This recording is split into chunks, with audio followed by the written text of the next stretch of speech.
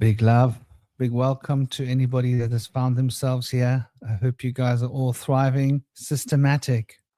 Big love, dear brother. I hope you are well. I take it you're probably at work right now. Am I right? Big love to the other person watching at the moment. I think there's 4 of you. The numbers just seem to flash back to 4. Namaste, Om Shanti. It's an honor to be here for you guys and with dear TallTree, Jeremy. And I think we've got a little conversation on the go here. The esoteric pendulums of being and creation. I think it's a fun topic. Welcome, dear brother. It's absolutely awesome to have you. 6 a.m. on his side of the world. So it's a big ask. And it's great to have you here at your best, first thing in the morning. And tell us a few words, dear brother, for new people that haven't seen you. Well, how's it going, guys? I think our discussion is gonna rotate around probably themes of polarity, and you sent you sent me a good voice message earlier, and I was hoping we could hit on some of those points that you were mentioning, if you remember what those were.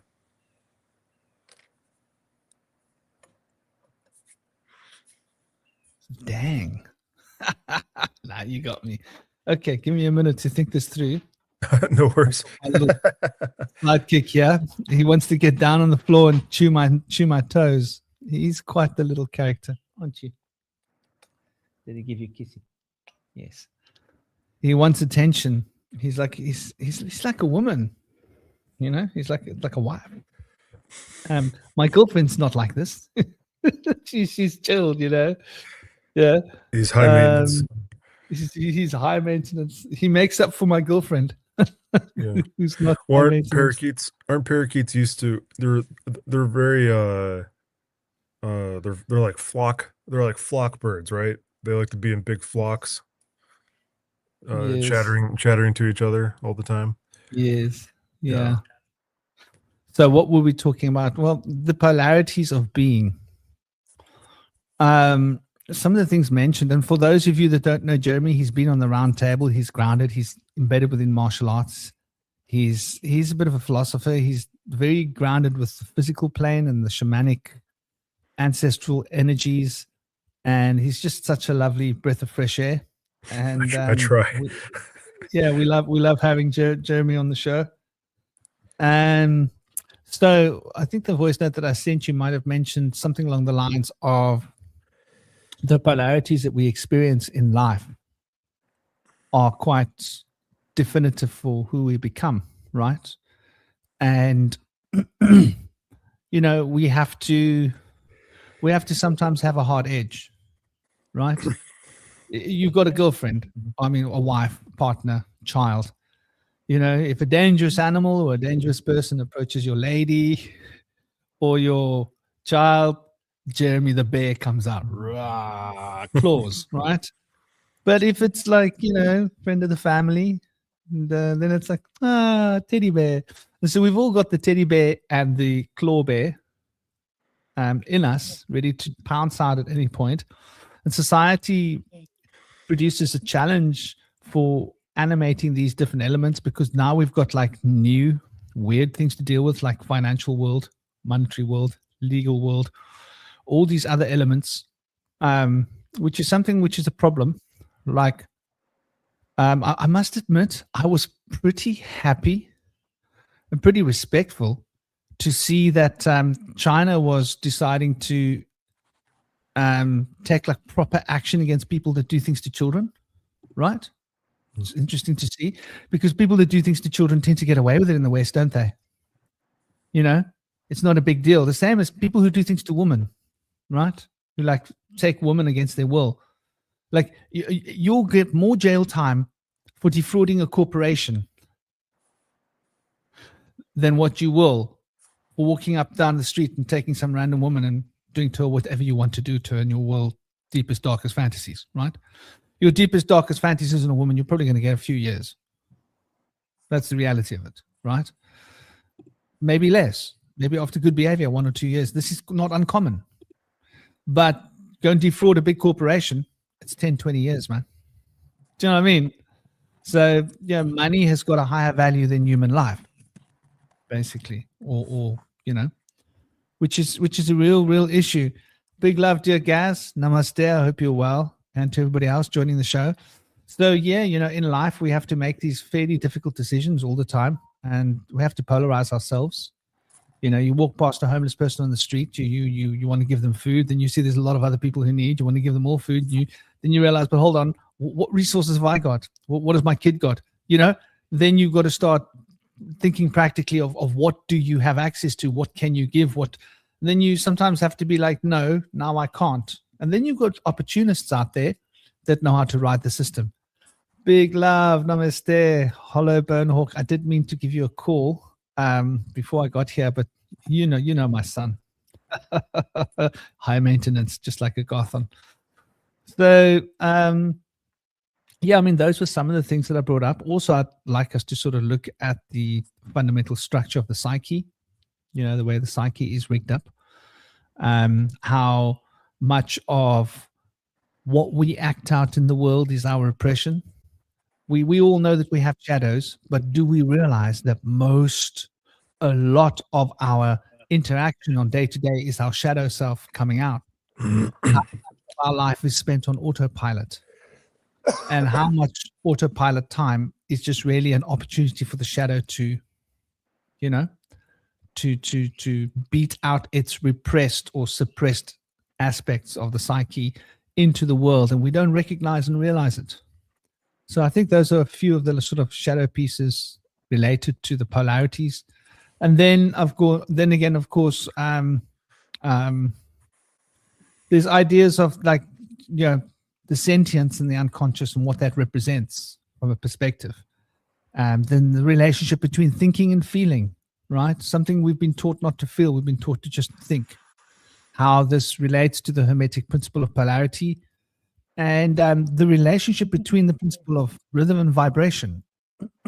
Rhythm being a reflection of that autopilot that we were talking about, vibration being the implementation of a particular vibe, a particular state of being that we choose to emanate from ourselves. So those are some of the ideas. Yeah. So there's I'm not muted. There's this thing that you can do. It's kind of like meditation, but it's basically, it's just humming. You know, you just sit somewhere, or you do it while you're walking. You just hum, you know,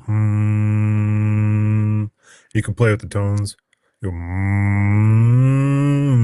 kind of move it up and down, you know, into your sinuses or around.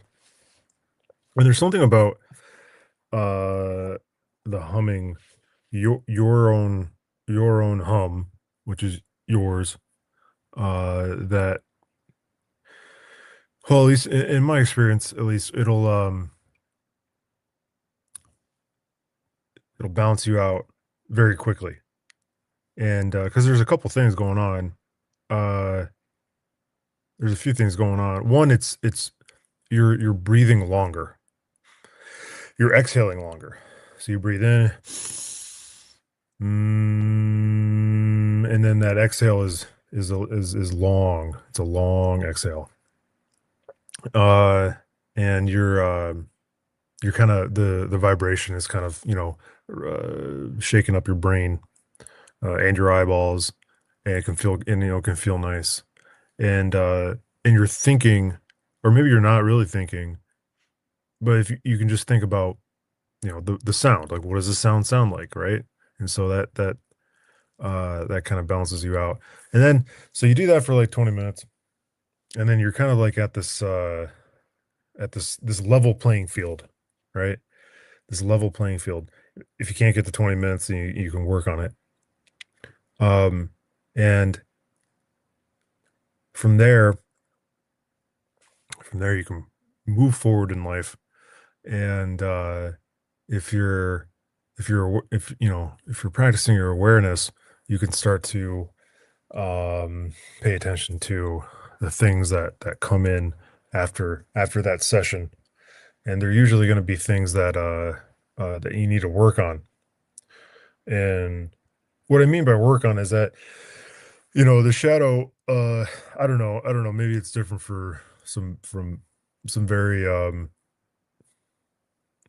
very spiritually elevated people, uh which I'm not. But the shadow's like always going to be there, working in the background, you know um and for good reason, because the shadow needs to be integrated, right? Because it's not going to go anywhere. It's like you can't just ignore it and think that it'll go away. The shadow is like, it's like this culmination um of like desire. Desire in kind of like uh that Buddhist idea of attachment. I hope I have that right. It's kind of this very worldly thing, um of like wants and needs, uh and petty bullshit. But it's good to swim around in your shadow sometimes, uh because that balances you out too. But through your waking life, it's important to understand that what your th- where your where might your thoughts be coming from, and the thoughts that then motivate you to take action in your life. um and being able to discern deeply where the thread of thought and action is coming from, and orienting you to, uh is that work. And it's kind of like, it's a daily, it's a moment to moment, sort of thing, because you want to be, well, for me at least. We have free will, but I want to be oriented towards, the greatest good for, myself and my family, and then, the greater world out there around me, right? And if it was just if it was just, pure shadow all the time, 24/7, um I could probably get very far in life and become very successful. But I would be one of those, lecherous, psychopathic, creatures at the top of some, you know, petty pyramid, uh, and in no way aligned with, the good and the beautiful, and God and all that. It'd probably be a very dark and lonely place. Yeah, But I think this is like quite an interesting perspective. What we've been taught in our schooling situation. I can't get enough of this cocoa. Even though I noticed now, it's like I've got bits of cocoa on my teeth. But anyway, I'm the guy with cocoa teeth. You can't go without your morning cocoa. Like, come on. um, I think like a lot of our conditioning. Big love, big love. Everybody in the chat. I see there's 12 of you guys on now. Numbers seem to have been escalating and shifting around a lot. My camera seemed to be bad earlier. I had to switch broadband. I have to phone my internet provider for my fiber today. But yeah, there's this conditioning that we've had since school, that we've got to sort of chase the money. We've got to chase the success. It was drummed into us since we were really young, right? And that we've got to be financially productive. No, you can't study that because you won't get a career in that. You won't make money out of that. Don't study art, it's a waste of your time. Don't study music, it's a waste of your time. Study maths, study science. The future is going to be in accounting, computers, right? And this is basically what they were teaching us in school. And it's like, it's by design. It's not like, oh, well, that's just the world is. No, the world has been designed that way because we were all brainwashed to believe that that's how the world will be. And so we were all schooled into taking particular kinds of education to shape our minds to think in that way so that we could manifest this world that we're living in. Had most of the children not been driven towards accounting, then there wouldn't be so much financial stuff happening these days, right? In my school, accounting was like a subject that everybody took. I was one of the few people who didn't take accounting. It was like a thing, like everybody was like, they were taught, like, you need to do it. One day you're going to have your own business. You're going to need to be able to do this. You need to do your taxes, do that. You need to understand how, to work spreadsheets and this and that. And so that you understand what's going on if you own a company one day, then you'll know what's going on. If they can't cheat you, And South Africa is very much small business oriented, right? Or we work for ourselves. We don't really, there's not so much employment in South Africa. It's more like you figure out what you want to do and you do it. We're a very self-determined people, more so than anywhere else I've ever seen in the world. And in terms, well, maybe India. India is very self-determined, right? Most people just come up with a business plan and they do their business, and that's what they do. That's what they make a living on. They don't go and like stand and look for a job, right? It's not that common. So I'm sure COVID has changed a lot of that, right? Super corporations coming in and taking over and grabbing up the economy and forcing people to like fall for the ploy of employment. But the whole idea of, and tech, right? We were all pushed towards sciences and math. We all had to do maths and science. It was such a big deal. And, for example, my school, right? Our music department was one of the best music departments. Yeah. Our head of music was often out of the country. And he was out of the country because he was playing in Philharmonic Orchestra. And he was out of the country because he was playing in Carnegie Hall, right? So he was literally one of the top 5th trumpeters in the world. Like in what was his name? Ian Smith. So he was like, considered one of the world's top trumpeters. And so we had like really good foundational. Our art teacher, Miss Boyle, she was a famous artist.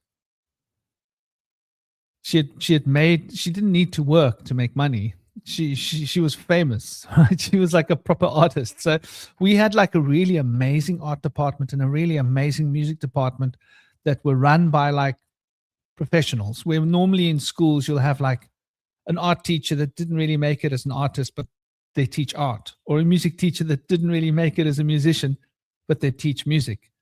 But in our school, we had like the top of art and music, probably the best in the country, arguably. And we were being cautioned about taking art and music as subjects. If you think about it, it's ridiculous. Those are the two best faculties that we had, but there weren't that many students in that. The classes were really small because everybody had been told, no, you never make a living out of art. You never make a living out of music, even though we had an example of someone who has made a great living out of music, right? An example of someone who's made a great living out of art to teach us. So, it just goes to show that even in a place where you had the best of art and the best of music available, you were still being cautioned against it. And so people that would have been musicians, would have been artists, would have gone into a different walk of life, ended up walking into computer sciences, IT professional. IT was being pushed like big time when we were in school. We were being told like IT is going to be the future. So your best bet is to start getting yourself ready for computer sciences because that's the future, right? And the internet hadn't really been launched yet, but we were being told that the internet was coming and like this is the new world coming and getting prepared, like the world is going to change. You got to be on vogue with the world. So this was going on all around the world. ask me why the internet came. Well, if you tell everybody that the internet's going to be there, and you get everybody to work on that, becoming that kind of a career, and then you've got a billion people to work on that project, guess what happens really fast? It becomes a thing, right? So is it that it was coming and the people were being told that it's coming, or was it that people were being told that it's coming so that they would build it? Do you see the distinction there, Jeremy? And so they built it, right? And it's largely my generation that has built the internet, basically, right? I was matriculating, 1993? Yeah. And so people were coming out and going to university, 1995, 97, 98, they had their master's degrees or whatever, and they were working in the industry. And by the early 2000s, the internet started to really bump up to the next level, right? The late 90s, it was sort of staggering along. By the early 2000s, it was starting to flourish. Well, that just happens to be 7-8 years after my generation came out of school.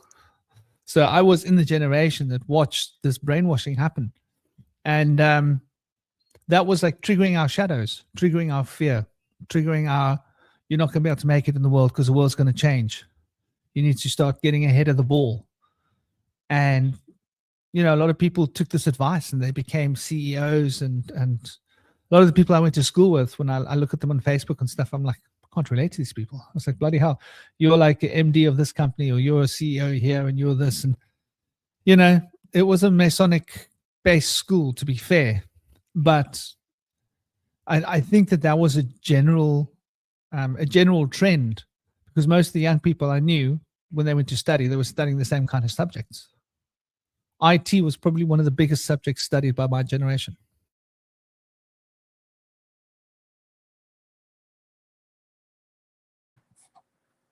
I think that if you want to be really good at something, so, music, that if you want to do one of those things where you really have to, tap into the muse, and you have to learn how to trance and become divinely mad to like eke out something authentic and original.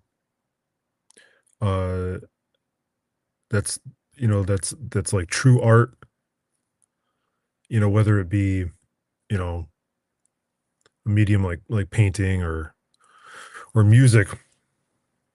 It seems like there's a degree of suffering, maybe even a high degree of suffering that comes with that. And it's not as if you're paired, you can necessarily prepare for that. But you can be you can be warned and encouraged, but when you have these, because humans, we need that sort of thing. We need it for ourselves, which is why art persists, but we need it culturally, for the spirit of humanity. We need that sort of stuff, because it keeps us alive.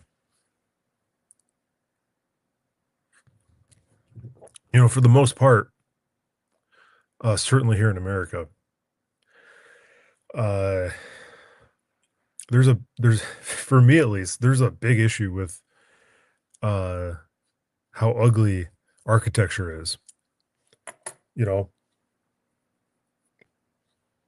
For the most part, you walk around places, you drive around, especially in parts of the middle of the country, like the Rust Belt and,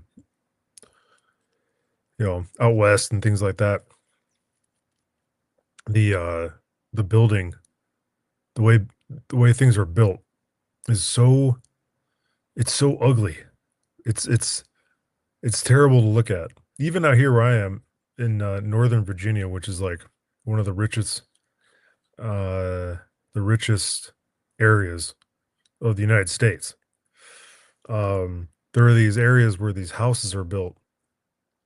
It's like they leveled all the trees and they built these big houses, right?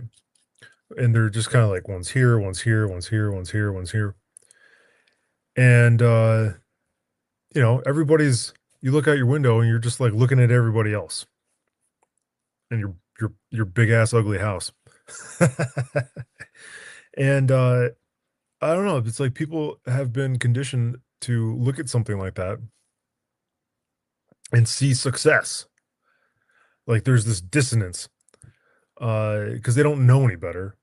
Maybe they've never been to Europe, and seen old European cities, where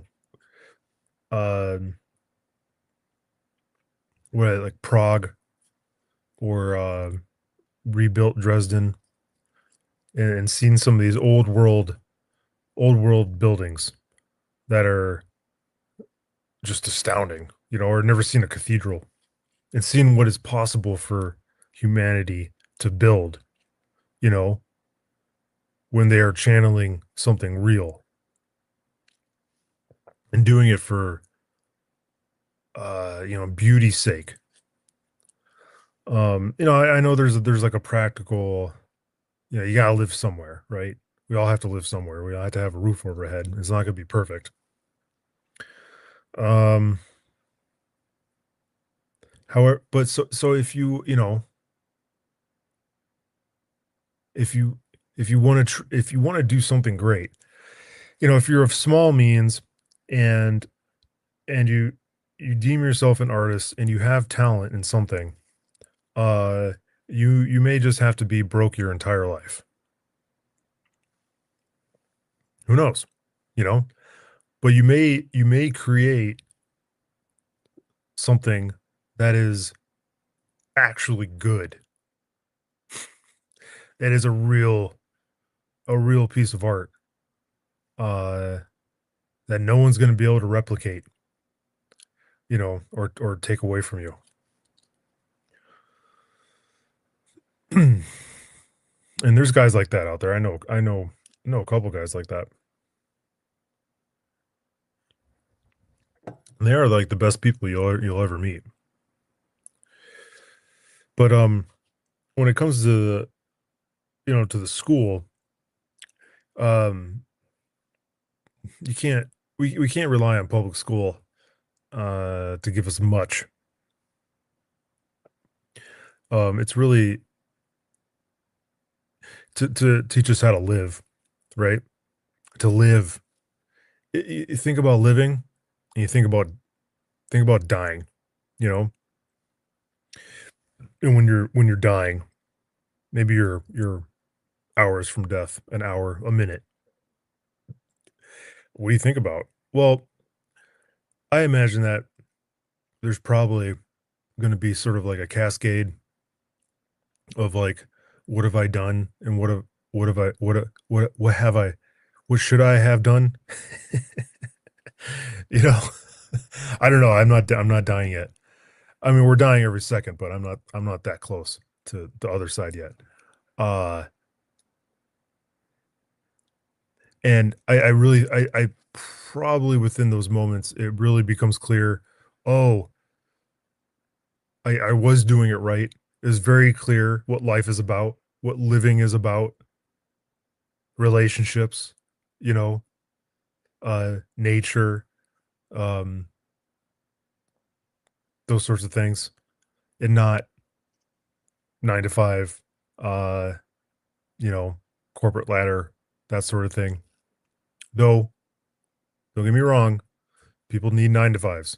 You have to, like, practicality. You do have to survive. Yeah, I got to make money. You got to eat. You got to provide. I understand. right? It's like when you take those things and make it your when you attach your soul to it, might become a problem, because then there's an issue of propagation. But I kind of lost my train of thought there. Bushwhisperer, why don't you why don't you say some words for a minute? Yeah, brother. I'm having loads of problems with the StreamYard. And this is a pattern. I'm going to have to switch back to some other device, some other system. I can't share images on the screen. It says, try this later, which it shouldn't be doing, right? It's a simple procedure. Like share a picture, pictures that I always share. It's not like it's the format of the photo or something. It's like an image I share often. So I'm trying to find an alternative solution. But I think you're right. You know, we definitely have lost something. Well, this is what I'm taking from what you're saying. You know, we've lost something from the past. We've lost that basic application to apply ourselves. And I think this is what happens when the shadow takes over. You talk about the buildings, right? So the shadow is when you're in autopilot mode, when you're just doing what you're told to do. You're told build a wall, build it cheaply, build it straight. So you build it, right? You're not present. You're not consciously part of the process. Where in the old days, people didn't just build a wall, they put their heart and their soul into the wall, right? It was a work of art. You build a house, you build a building. That was your reputation being built. You were going to tell people, I built that building. People were going to go, wow, John, you did well. That's an amazing building. Instead of it's just like a no-name building. Who knows? Who cares who built it? It's the same like every other building. It's generic. And this whole idea of generic, which is what we become used to, is really unconscious. So we're diving deep into the bond between conscious and unconscious, between sentient and unconscious. And this is, I want to point out to people that these are antonyms, because you're either sentient or you're unconscious. To be sentient is to be conscious, to be aware, right? To be aware of where you're at, what's going on around you, or you're unconscious. You're in like a dazed, stupid state. And we've been trained to live in dazed, stupid states by our schools and our conditioning. Because the truth is that people are easier to control when they're in a dazed, stupid state, right? They don't think. They get told, build that wall, straight line, like that. And so they're not going to put their own twist into it, make a cute little pattern with the bricks and make it look nice, you know? No, it's just a wall. And this, I think, speaks loudly about that sort of shadow. Though these houses are not being built by people, they're being built by people's shadows. Because what is the shadow? The shadow is a memory, right? The shadow is like parts of myself that I've repressed. And it doesn't act with conscientiousness. It's not creative. It doesn't act creatively. It acts out patterns. And so if you're acting out patterns from your past, then you're acting in the shadow. If you're acting consciously, then you're acting from sentience. And so that whole unconsciousness, most people, they're at work, they're like, I've got like so many hours of this to do. I've got to do this. Okay. Let me build this bloody wall. Another half an hour to my lunch break. Let me just keep doing this wall. Okay, that wall's done. Okay, lunch break, nice. And then, okay, next shift, like da-da-da-da. It's the same story. It's a drudgery. And they don't enjoy what they're doing. And if you say to this guy, what did you do last month? I built walls. What do you mean? I'm a bricklayer. I built walls. Like, which wall did you build? I don't know. They're all the same. I just built walls. You know? They're not conscious of what they're doing, where they can't remember, oh, wow, I put this beautiful wall in a lady called Anne's home. And she had this lovely little mantelpiece fire. And I thought to make the wall reflect the beauty of the mantelpiece so that I could keep the ambiance in the room. And so I created a curvature in this wall around it to make it like really shine. and none of that. There's no time for that, because you'd actually have to be paying attention to the room. You'd actually have to be paying attention to what are you trying to create. There'd have to be a goal. You'd have to be using your creative ability and your mind and be conscious and awake. And so, this is reaching into medicine. You go and see a doctor. You sit down. Same story. When this is very sad, man. When I was a child, the doctor would sit down, say, right, how are you doing? How are you feeling? Have you been drinking water? Yes. How much water do you usually drink on average every day? Has it been normal? Yeah? How have you been pooing? Oh, right. What's the texture been like? Hard, soft? So has it been easy? How many times a day on the clipboard? Then what kind of diet do you eat? Do you usually eat this? Okay. Then, so like, what else? Have you been sleeping? Okay. Now he's got a baseline for you. Now he starts testing you, like beating on your knees with a little hammer. Do you remember being beaten on the knees with a hammer? A couple times. This was something that it was a normal doctor's appointment. They actually checked your whole body, and they were looking for tells. Like, oh, the nervous system here is something that needs to be looked at, or let's check your blood pressure. Let's check your heart rate. So the doctor was consciously having to process data. Now they look at you and say, are you sick? Oh, you got a sore throat. Let's look at your throat. Yeah, it's red. Okay, there you go. Take that pill 3 times a day for 5 days. Call me after a week. And they don't have to think. They don't have to actually do an inspection of your body and try and actually figure out what's wrong, because they've got a pill that's going to fix it. And so that attitude of it's prevalent. So our doctors, we're not even seeing real doctors anymore. We're seeing shadow doctors.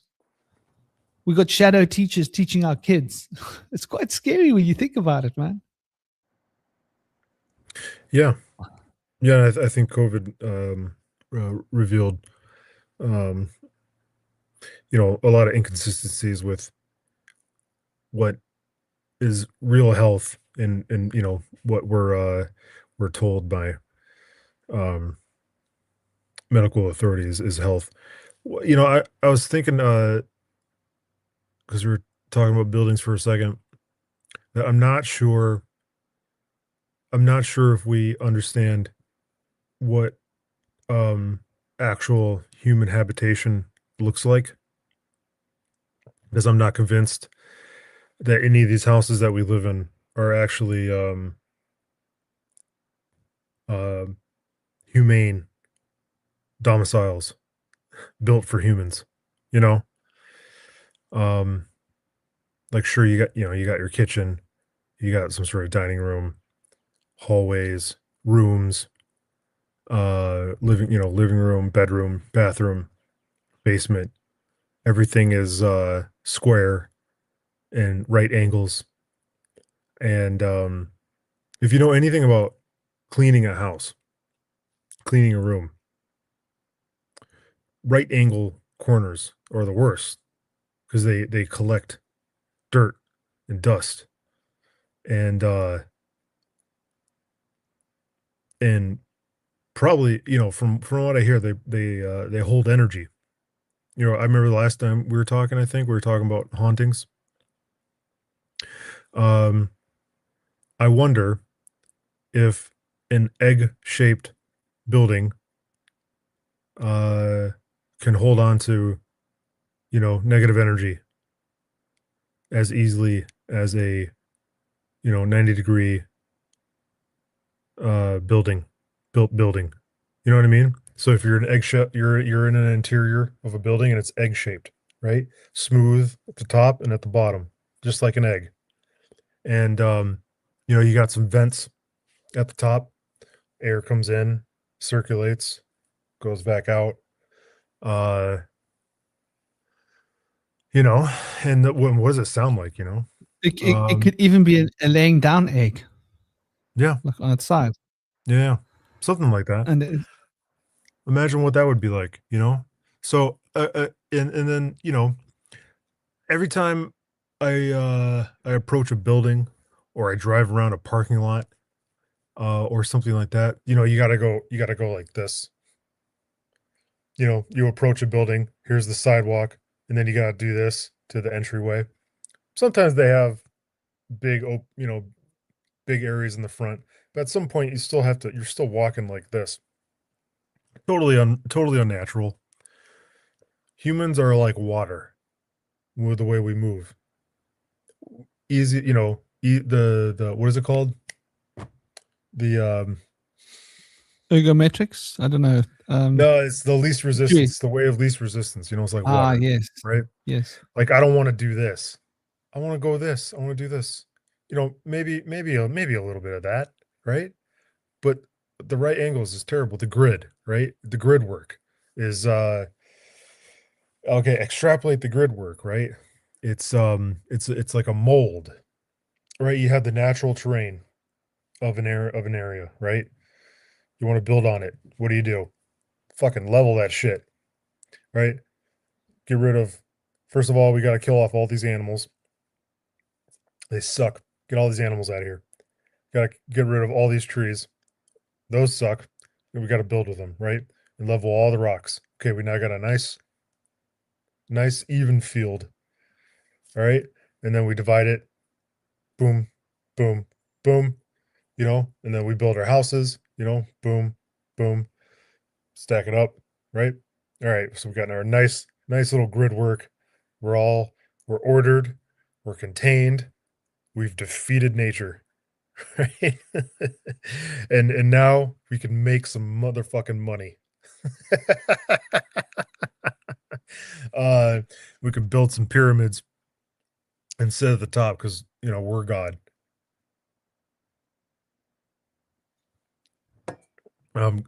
Anyways, and then apply that grid work. Absolutely. Apply that grid work to yourself, right? The grid imprints on yourself. And it starts writing code. It starts writing code for you how to think. This is normal. This is grid work. Totally normal, right? Cannot be any other way. It can't be, the city has to look like this. It can't be some circular thing. It can't grow maybe like a mycelium network. We can't live with the terrain. We have to level and kill. Um, does the name Alan Savory ring any bells to you? I don't. It's not ringing any particular bells. The name sounds familiar, but I can't quite. I can't pull anything particular. So I'm reading his book right now. Alan Savory. He's probably like 90 years old now, and he was a African game ranger in like the 50s, in northern and southern Rhodesia back then, and I'm about halfway through his book. I was just introduced to this guy, and he's I guess he's famous for working on the problems of habitat and wildlife preservation and restoration throughout Africa, Southern Africa, I think, mostly. And the problems that he's dealing with in the book, or the problems that he dealt with, are like desertification, Desertification. desertification. Desertification. Yeah. He's working on these problems, and for the longest time, the idea was that it was cattle ranching that was causing it.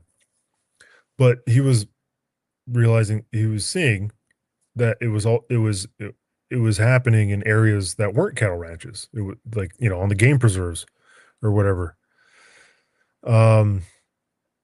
And I think he came up with solutions to revolutionize that, how to reverse the desertification. But I bring that up because I haven't gotten all the way through the book, so it's still unclear to me exactly how he helped to reverse to work on getting that reversed throughout the country. But there was clearly this entrenched idea of how something in the natural world worked that was just, it was very narrow-minded, and did not take nature as a whole system where everything within it is interacting with everything else, you know, and if one thing is out of whack, right, everything else follows. You know, everything else suffers, right? Um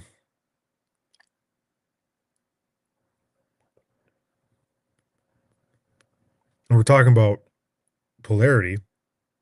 You know, if one pole is dissonant, you know, it'll become out of balance.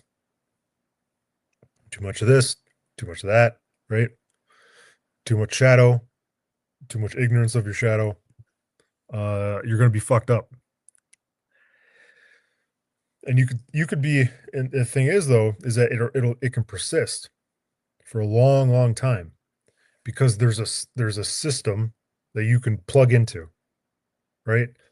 You can just plug your happy ass right into that system, right? Go to school, get that fucking STEM job, buy the stupid house. You got your wife, you got your 2.5 kids, you got your 2 dogs that are probably miserable because you don't know how to train them. You know, you got your truck, you take your 2 weeks of vacation, 401k, blah, blah, blah, blah, blah. Stack up your achievements, right? And you die, you probably die of cancer, and you're fat, and your kids hate you. That's super pessimistic. It's not always like that. Sorry, guys. um, Sadly, though, it's not uncommon, it's not uncommon, right? which it should be. It should be a rarity. Yeah. It should be, you know, we shouldn't be at this point where so many people pass away from cancer and we go around pretending it's a disease. No, yeah. I mean, it's like I think about it sometimes, and I'm like, why? What? Like, why does everybody die of cancer? And and um, I would ask myself, why have we not figured this cancer thing out? Obviously, the answer is because the world controllers do not want to heal cancer, because the world controllers, they they want they want us to die of cancer. It's a it's a reliable mechanism for controlling the population, because at their level that's a thing, right? Control the population. How do you control a population? In the game, in the Alan Savory, the African bush ranger, right? Uh Unfortunately, a lot of the work is taking out animals, problem animals, okay? Uh Elephants.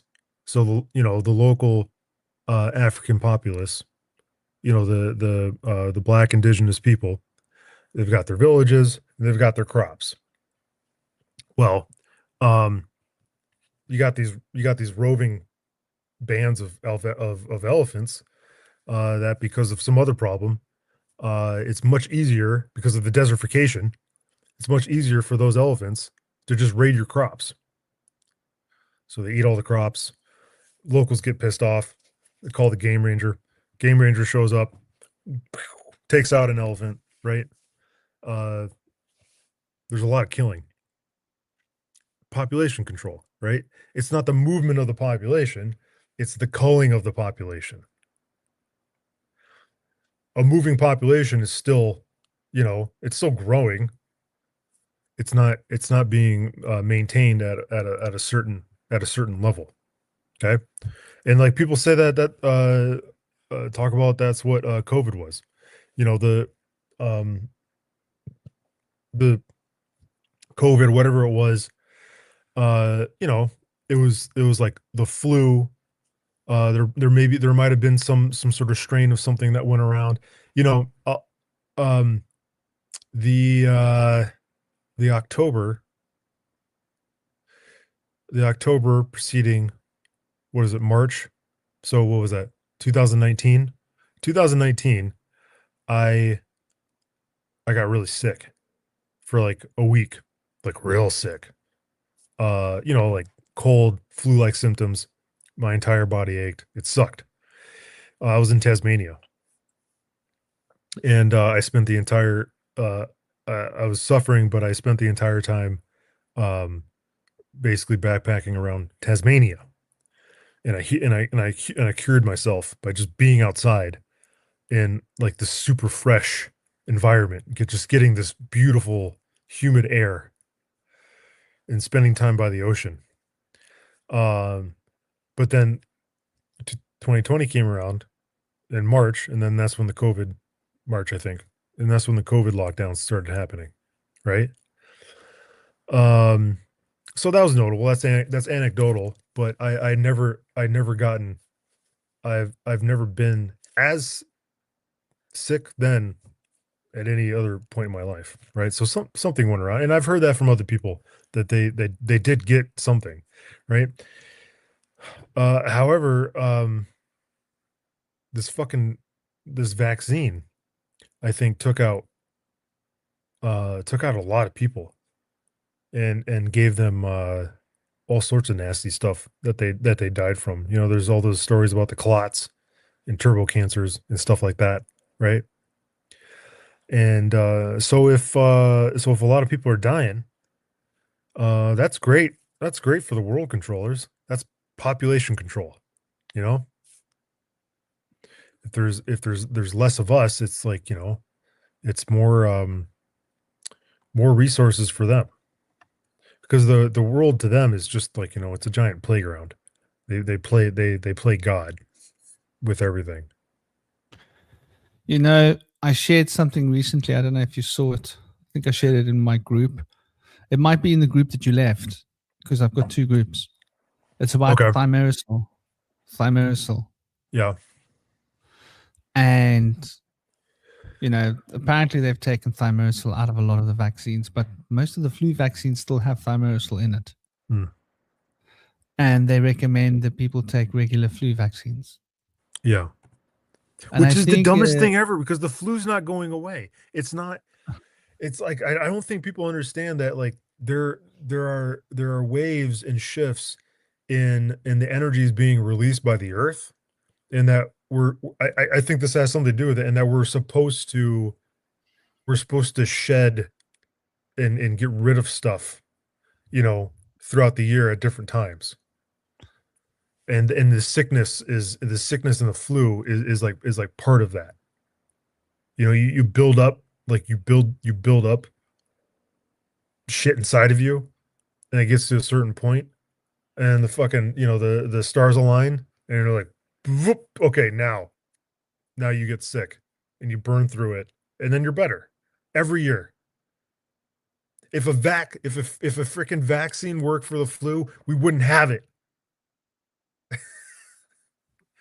well, that's the point. And but what it's really about. So thimerosal is essentially, it's a mercury-based compound, right? And they'll tell you, oh well, it's not mercury, it's this, but it's mercury compound that's made up. And I think, what do they say? Let's see. Let's get to the bottom. So in a flu vaccine, you've got between 25 and 50 micrograms of thimerosal for every 0.5 milliliter dose. Right. So how many milliliters? How many milliliters is adult dose of flu vaccine. You see, they're very clever how they hide it. How many milliliters is an adult dose? Oh, of course, they won't tell us.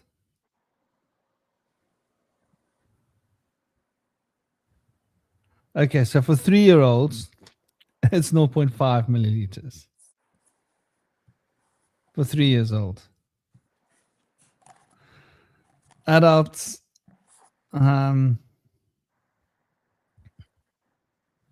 so if you're 3 years old and you're a baby, you're getting 25 to 50 microns of thimerosal.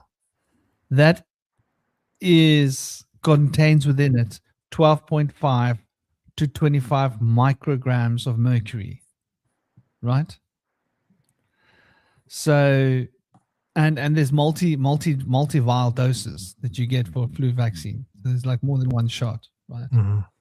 So you're getting more than that. Now, if you Google and say, what happens if I accidentally inject mercury into my blood? It's like you better get medical attention immediately. Mm-hmm. Like, it can cause organ damage. It can cause heavy toxicity, respiratory problems. A lot of the problems we see people suffering from, calling it diseases, neurological problems, Parkinson's, ME, motor neuron diseases, neurological dysfunction, psychosis, psychological problems. Like there's this wide array of consequences that you get. And we've got the population being jacked up on this stuff. And I actually saw 2 doctors speaking about it, saying how they used to inject this. And the one doctor was like, well, I injected so many 100,000 people in my career without knowing what I was doing.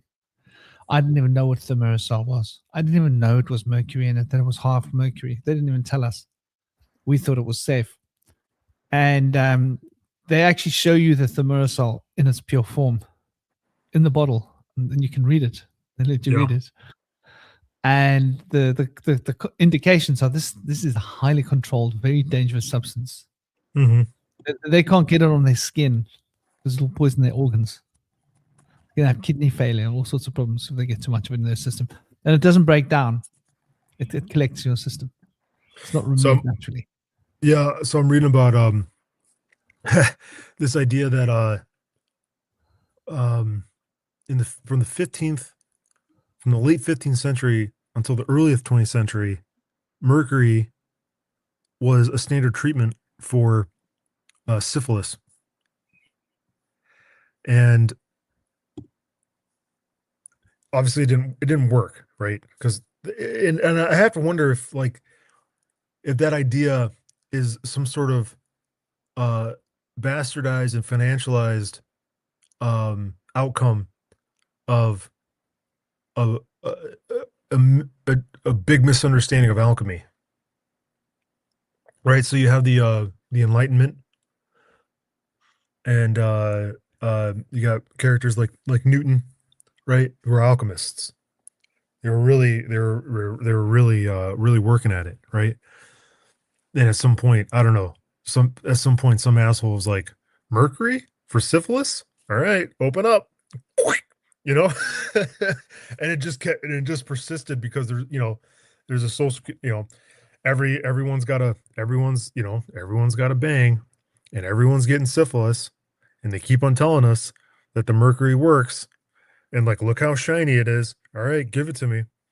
And now everybody's going crazy.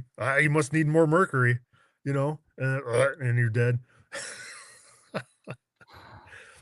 Don't you find it funny though that was when pharmacology became what it is? Yeah. Before then, Mhm. we had our natural healers.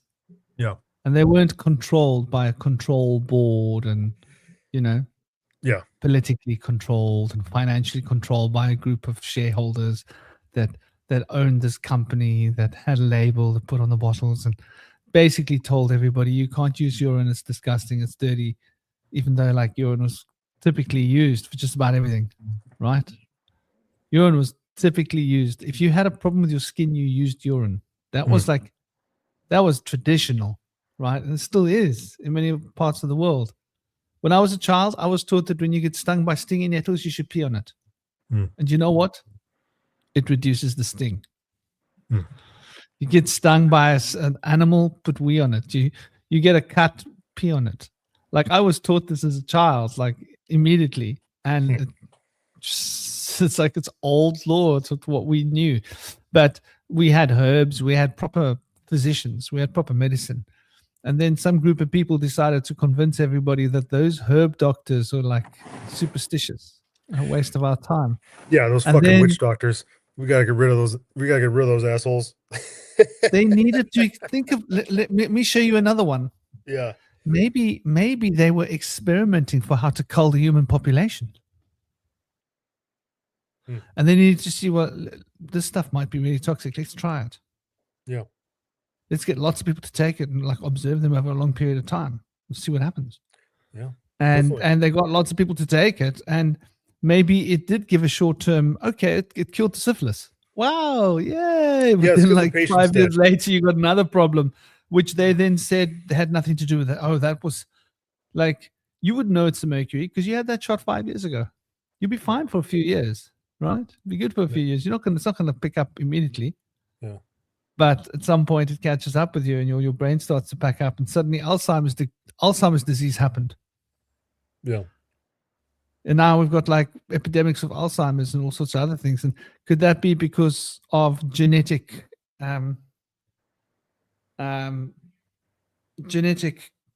carryover, right? Because your genes get damaged by the mercury, and then you have kids, and now they've got damaged, and all of their kids and kids and kids have all got these damaged because your great great great grandfather took part in some mercury trial. They didn't know what they were doing. Yeah. And now a big chunk of the population is suffering with the damage done by that mercury from the 1600s, 1700s. Makes sense, doesn't it, if you think about it? But, I believe it does. I believe it does. Absolutely. Yeah. Because I mean, just wouldn't have it. Well, I was going to mention that there might, people might have an argument that like herbal medicine is not going to work for the ailment that I have, and that I have to go to a hospital and get Western treatment, with synthetic chemicals and all that sort of stuff. And maybe there's something to that, because maybe the ailments that are around now are around because they're basically created by the system that was designed to treat them. And that the ailments, go back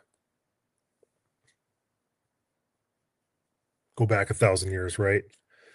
And the ailments that you would get, they could be treated by the herbs in the trees and the plants, because it wasn't that bad.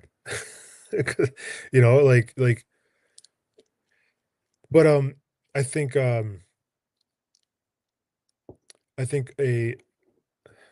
mean, just out here in Virginia, sometimes I'll go down YouTube rabbit holes, about plants, the plants and herbs, and you're constantly surrounded by plants that are either edible or medicinal. They're all around you all the time. It just takes education, and unfortunately, there aren't enough schools. You should be able to, it should be normal and accepted that you get a scholarship to go to an herbal medicine school, to learn bioalchemy.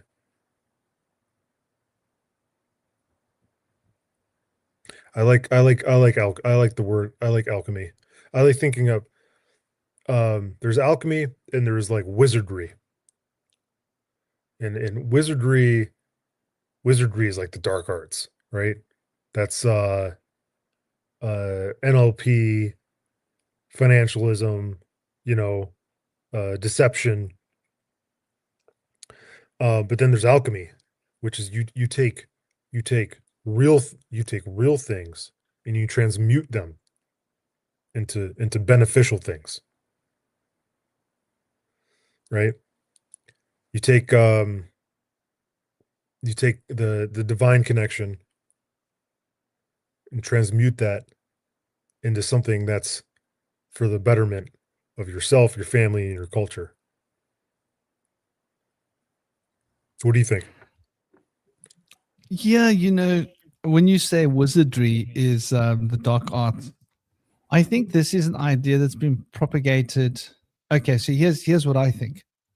I mean, if you look at the etymology of the word wizard, Yeah. it comes from the word wise. Yeah. Literally. Yeah. And so it's like it's somebody that has wisdom. And so an alchemist is a wizard. And then you've got sorcery. Sorcery. Now the sorcery is related to the sources, right? Beings came down from sources and taught us sorcery. Yeah. Now sorcery is to do with like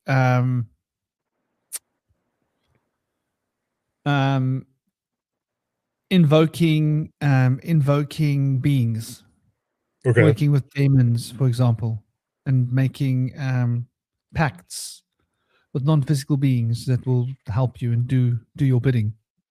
Where wizardry is everything from mixing herbs for medicine, Okay. to neurolinguistic programming, to understanding psychosomatic conditions and how to work with those. So wizardry is like a very broad spectrum term, but you'll find that what's happened is sorcery has been pushed, right, under the guise of magic. And many of these ideas of like, okay, so basically the elites, they eat organic vegan food. It must be poisonous because the elites eat it, right? I'm just going with the logic. They use that. It must be bad. They use organic cotton. It must be toxic, right? They want to live in areas where there's quiet and peace. The peace and the quiet must be harming us. They use wizardry. Wizardry must be evil, right? Yeah. Like just because an evil bunch of people use something doesn't mean that what they use is bad. Does that make sense? Yeah. But I think that it's been pushed. Like for example, you see all of this propaganda about Freemasonry, and if you look at the roots of what Freemasonry was, it was actually a group of people that were challenging the monarchs. Mhm. And the monarchs invented the feudal system. And the Freemasons then ended up being ousted and they became the pirates. They were demonized as pirates. So who were the pirates? They were the people that would basically take from the kings and queens. But the one thing about the pirates is they had equality. It didn't matter who you were, right? Everybody was equal. So they had a different philosophy, the pirates. And when you look at the idea of Freemasonry, they came from like the idea of charity comes from Freemasonry as organized charity. That's where it started. So, for example, if like a parent, if there was a child without parents, they would look after the children. Mhm. There was a woman whose husband wasn't around, they would make sure that she had access to food and shelter. That was sort of a Masonic thing. They built all the monasteries, right? If you look at it, they built the cathedrals, houses of healing. I think like so much of our history has been taken from us and lied to us. The ones who designed these cathedrals using the principles of sacred geometry, where the energy and the sound of the organ would actually heal your physical body and your mind, that was Masonic knowledge. If these guys were so out to get you and they were all so evil, why would they have built these beautiful healing places? But who stole those healing places and turned it into what it is today, right? And I'm not saying that the Masons weren't infiltrated by a dark group of sorcerers. I think they definitely were, in the same way that the dark group of sorcerers infiltrated government and the financial system. Yeah, there And the was a schools. war. There was a war that was fought and won by the dark side. And we are living through those consequences right now. That's 100% true. Because Yeah, because why would there not be cathedrals in every single city for everybody to go to receive healing daily, weekly, whenever you need. You know what I mean? Um yeah, I mean, yeah, you could go on forever about these sorts of things for sure. But yeah, want to speak to your thing about history. I mean, in the buildings. Um, I've mentioned this guy before, John Levi. I think that, and that's his name. That's the name of his YouTube channel. You just go to John Levi, and you just go search through his catalog of videos, and he's really big on talking about um, the buildings in America um, from the 18th century, basically, and before that, like all the like insane asylums, you know, they in hospitals and in schools, and um, supposedly that's what these things were. And you look at old photographs of them, and there are these palatial, giant, stone built castles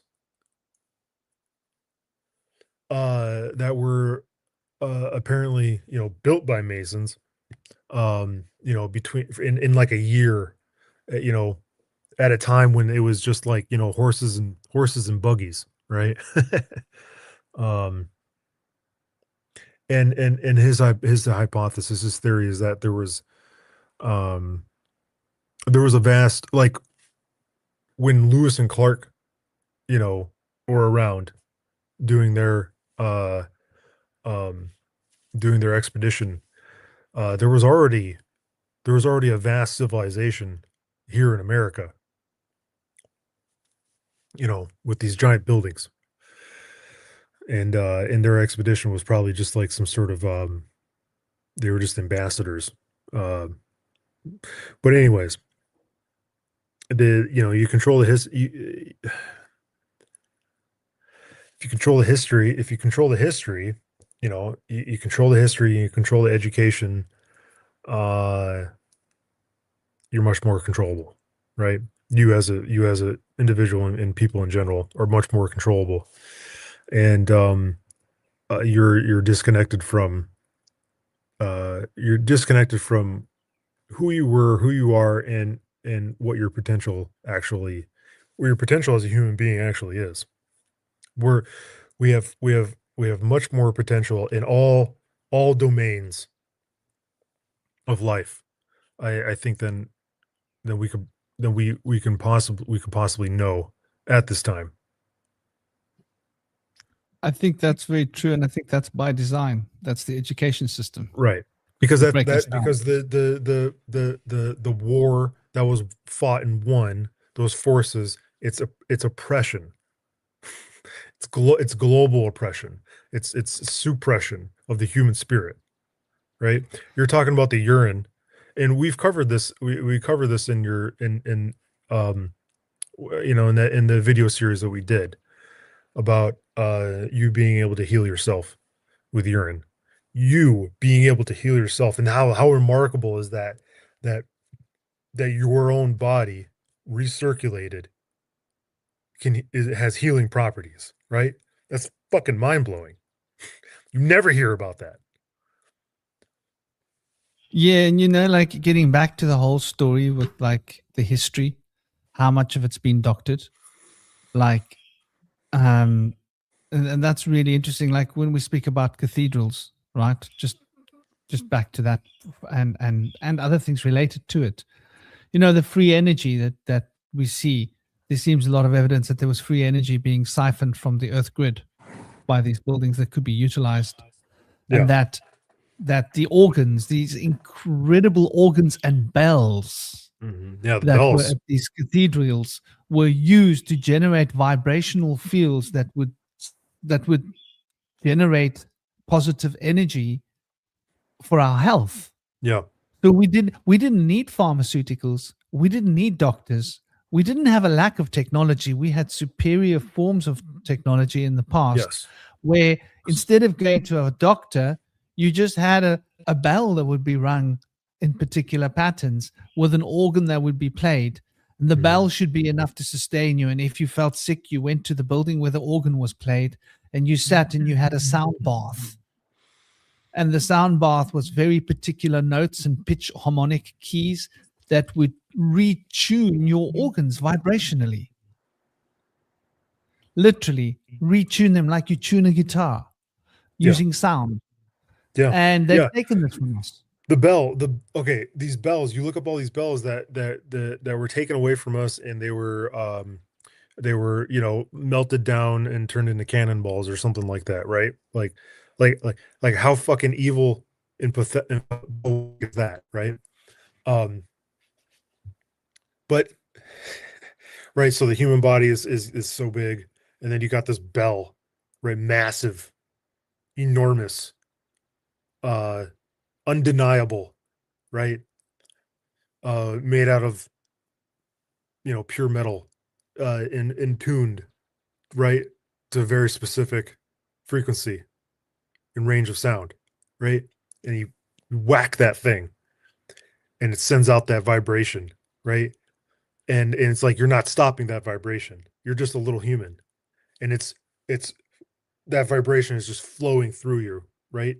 Hitting every single cell, mitochondria, right? Nucleus, atom of your body, and whatever's wrong with you, in like your body, it has to align. It's gonna align. It can't do anything else, right? And whatever's wrong with you, whatever dissonance is wrong with you, it's gonna get manipulated back into shape, right? And it probably takes um different sessions, right, for you to finally get it, right? For your body and your mind to finally get it, and rewire itself, right? I absolutely believe in those things, right? No, nobody I know, I don't know, nobody I know has stood next to a bell like that, because not a lot of them exist, right? I church bells, that's probably why they were rung. You heard a church bell, right? And you're like, and that probably felt amazing, right? That felt amazing. I was like, I gotta go follow that. I gotta go where that is, right? To where the singing and the cheer, or the cheerfulness is, in this in the there's the social context, right? And then there's the divine thread, right? The priest or the shaman bringing down the message, spreading it out to the people, right? And then there was a feast afterwards, right? With all the natural elements being brought together and consumed. Yeah, and it's just like now it's like it's the things that we do now. It's just this like play acting, lip service. It's just this surface level, paper thin, and then the paper thin can just get torn by COVID, right? COVID. All the priests are like, take your vaccination, put your mask on, and don't come to church. And there's thimerosal in it. And there's thimerosal in it. Like, what the hell? What the heck is what the heck is going on? And it's because people don't know any better. We'll save you. They haven't experienced the real connection or the real healing. They haven't stood next to the bell. If any of these tech billionaires had any balls whatsoever, they would be reinventing, or not reinventing. They would be bringing back this technology. They would be using their billions of dollars, to melt down cannons and build them If they back had into any the bells. bells at all. Yeah, if these tech millionaires had any bells at all. right, exactly. They'd be bringing these bells When the to real man walks, you can hear the bells ringing. Clang, clang. Yeah, that's an Indian thing. Yeah, they'd be bringing these bells to Burning Man or whatever the hell they do, and instead of taking acid, they would be taking bells, standing inside the bell. I actually found a bell-shaped room. It was made out of particular stone, small little one, where I healed myself when I had yellow jaundice. And I was really sick. I turned yellow. And I went and sat in there and I chanted mantra. And I had like the most incredible experience. The room is shaped like a little bell. And it's a tiny little place that you sit in. And it's like you're sitting inside a bell. And it's designed to chant. And when you chant, you start chanting, you notice that the walls start vibrating. And so the particular kind of a quartz rock that they've used to build these little structures. And as you're chanting in this little thing, it's vibrating and the vibrations of the wall start running through your body. And I sat in there and I chanted for about 2 or 3 hours. And I came back and the people were looking at me with big eyes and saying, wow, you look much better. The next day, the yellow started to disappear. Yeah. Within 2 days, I was completely healthy, right? Yellow jaundice, less than 72 hours, no trace of it left, no medication. When the doctor saw me, he couldn't believe me. He couldn't believe his eyes. Because they'd called a doctor to see me in the village. There was a doctor coming to the village. When the doctor got there, he looked at me and said, when did you haven't got jaundice? I said, no, the yellow went away. He said, when did you first turn yellow? I said, first turned yellow on Wednesday. He was, yeah, but it's Friday today. This is not possible. Like this yellow jaundice, minimum 3 weeks, minimum 14, 15 days, your skin and your eyes will yellow. The yellow cannot have gone. And everybody was saying to him, no, miracle, Shiva Shakti. He went in that special little temple and he sat there chanting and he came out and he was healed. I'm telling you, there's a lot more to the sound vibrations if we learn to use them. And those were just chanting Sanskrit mantra. Yeah. So what's happening? So what do we got here? We have a physical place made out of physical material of the earth, right? It's a certain type of material, it's a certain type of quartz in a certain geometric fashion, right?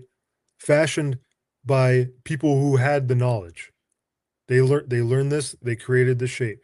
And then you intuitively, because you're tuned in, you're aware, you go to this place, you sit, and you use your voice to create certain vibrations, which are then received by the granite and reciprocated back to you. And you concentrate energies in this spot, right? These energies are concentrated there, and they swirl around, and they do the job that you intended them for, that you had intent, and it worked. Well, this is the relationship between vibration and rhythm that we've forgotten. And I think like it's such a big part. I mean, okay, when we look at the hermetics of it, so I couldn't share images, but that was the Malamute part. Whew. Okay. Sure. If you see me, if you hear a thud and I fall off my chair, it's because there's a Malamute farting in the room. It's like it's a dog fart. What can you do? This is what dogs do. They eat foods that are like, meaty. So yeah, let me get onto this thing and look at this. So here I've got a thing. I hope you guys can all see the screen. Tell me you can see it.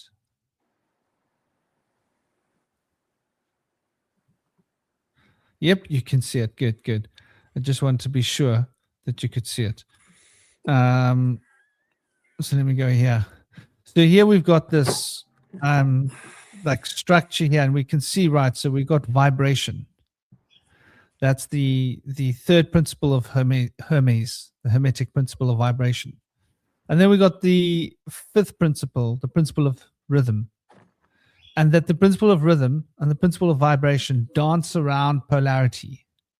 So vibration produces the polarity, and because of the enactment of polarity, rhythm is a result that tunes vibration. So rhythm and vibration are constantly being tuned, and polarity is the principle of tuning.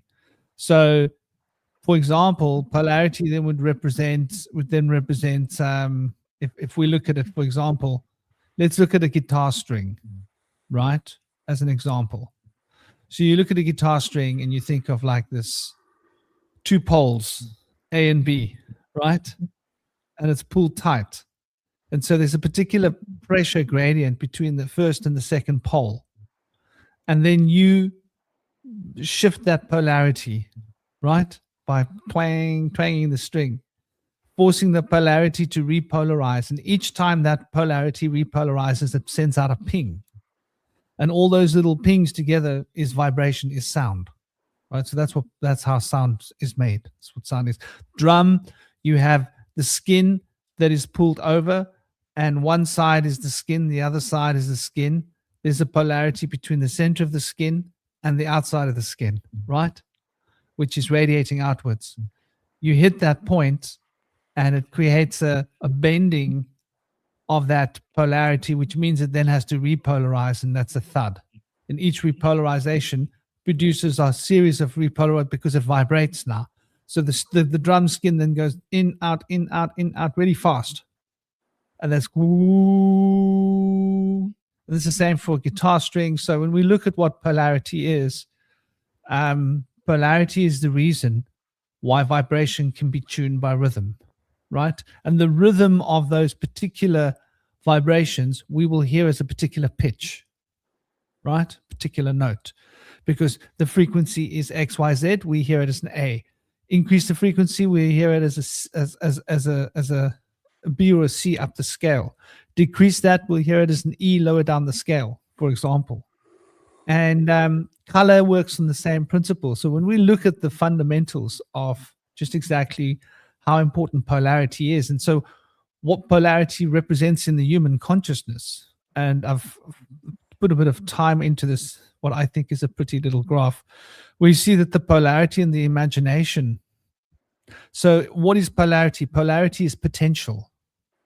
And what is the imagination? It's the potential of the human consciousness to create. And polarities is the potential to shift the vibration and the rhythm. And the shifting between vibration and rhythm is what creates this resonance. And the resonance, then we experience it as cause and effect, right? Because it depends on how much you pluck that guitar string, the string will vibrate left, right, then it will vibrate left, then right, then left, then right, until it comes back to its point of rest in the center.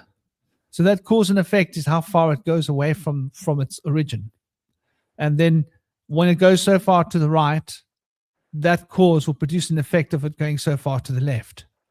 And that will produce an effect of it going so far to the right. And each time it loses a bit of energy, right, until it comes back to its point of rest. And the point of rest is the central column. And so these two extreme polarity, elements of polarity, can then be experienced as gender, because this then reconstitutes physically, to form physical aspects of this high pitch, low pitch. And so it's interesting. We see the imagination. We can see rhythm as the will that pitches and tunes memory. So the universe is a structure of memory. It's water, right? But that memory and water is really structured by the fire, by the will. And so the structuring of that produces patterns of vibration, particular patterns based upon the rhythm. And these are all governed by the principle of polarity. So we see polarity sits like in a very important place. And we can also see, it's quite interesting, that beneath polarity there are 3, and above polarity there are 3, right? And so we can see vibration and rhythm have a relationship. They are like octaves of each other. We can see cause and effect and correspondence have a relationship, reflections of each other. We can see the principle of gender and the principle of mentalism have a relationship where gender is coming together of masculine and feminine to form a singular, and that singular becomes the subtotality of two becoming one. And mentalism, well, mentalism is where one becomes two in order to become correspondence. So we see that 3 below and 3 above. It's not just by accident that we have this system with polarity sitting in the middle. And so when we consider like the true heart of what polarity represents, probably a good place to look at it. Well, number 2, that polarity is essentially bound by number 2. It's also re-envisioned by number 4, carried by number 6, and perfected by number 8. So 2, 4, 6, 8, right? And when we add them up, 8 plus 6 is 14, right? And 14 plus 4 is 18. And 18 plus 2 is 20. See? So we end up back in that cycle of number 2 crossing the event horizon where there's no number, going up into its upscale of itself when we consider all 4 aspects of polarity, where 3 is the system of polarity that binds 8 and 4, the 2 poles of 3, 6.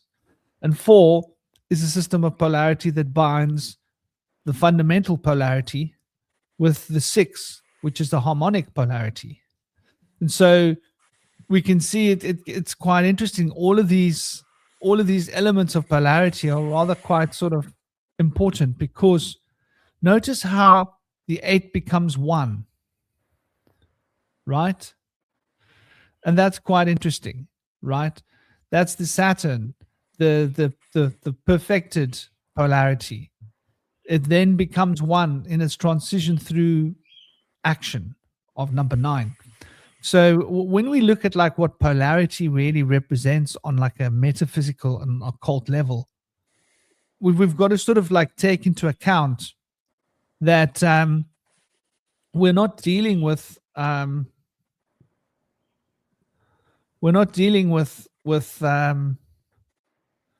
concept. We're dealing with a visceral experience. And here we see with the Saturn square, once again, principle of polarity is governing this whole story. We've got the 1, 2, and the 3, and it's keeping the 7, 8, and the 9 in check. And it's keeping it in check by the 4 of knowledge and the 6 of harmony, producing the poles that dance around number 5. And number 5, being the pentagon and the pentagram, is really the key to phi, the golden ratio, which is why you can see phi so beautifully represented if you look at the mathematics of a pentagram. That's why you have 72 degrees and 108 degrees, like these 2 profound mystical numbers, one from mysticism, 108, and one from the occult, 72. But together they become 180. And when we look at that 180, that's quite interesting, because that's half of 360. And there used to be 360 days in a year before the huge catastrophes that happened, which were documented in ancient Egypt, right? When they added on the extra days. This is actually quite well documented. So a lot of our old maps and calendars speak about 360. So it's quite interesting when we start to sort of look at how this whole system works, you know, and just how fundamental this principle of polarity is. Like, yeah, we've got the Saturn square. This also represents our outer persona and our unconscious repressed persona, and how the centripetal elements and the centrifugal elements of our persona, which is radiating outwards and radiating inwards, are bound by this fundamental polarity. So if you want to think of this as yang yin, you can see the Tao in the center, and around the Tao is dancing one polarity, and that one polarity is expressed as two polarities. So can you see how this is a yin yang sign? I don't know if it's quite easy to see, but imagine a yang yin. So you have the fundamental yang and yin, the 6 and the 4, making a polarity with 5 in the center. But then you have within the yang a yin yang, and within the yin a yang yin. And so you have those two polarities within each of the private things that produces this particular polarity here. So it's just really interesting when we look at how this whole system, how it works. And people don't really realize that, it's closer to it than what it is away from it. And we can see here when we look at the lunar potential, the lunar energy, right? So we've got the lunar here, and we've got the north node, the 2 and the 4. And the north node is representing moving forwards, right? Moving forwards towards generating potential, the future. And number 4 is about being crystallized, knowledge, being stuck. Number 6 is about the harmony of interaction. So you've got the harmony of interaction on a pole with things being stuck and crystallized with the absolute potential. So total potential here, 2, total harmony between the different relationships of things, 6, and sitting in the center here, 4, stagnancy. But if we look at the harmony as the center, number 6, we see on the one side total stagnancy, and on the other side, number 8, we see total dynamism. So 8 is a dynamo. 8 produces the dynamic effects of moving energy towards its course or its purpose. Has a lot to do with purpose. So when we look at like how these principles sort of relate to, fairly spiritual elements, we can see why they are reflected on the physical plane.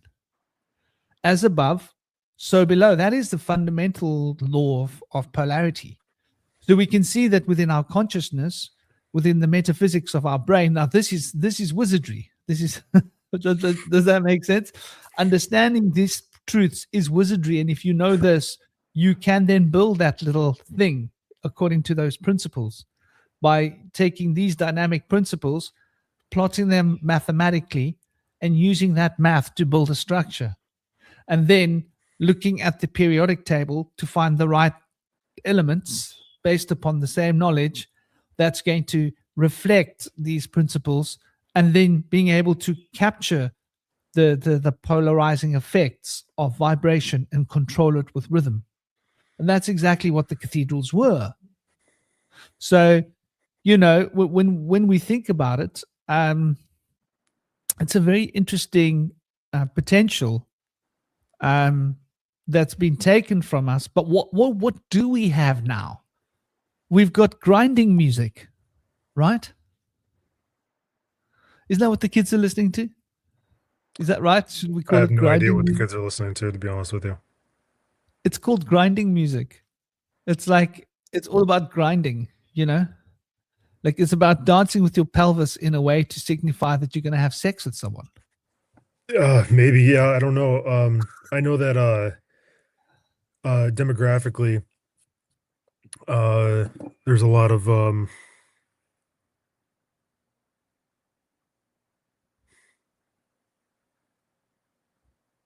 I don't know. The music thing. I mean, there was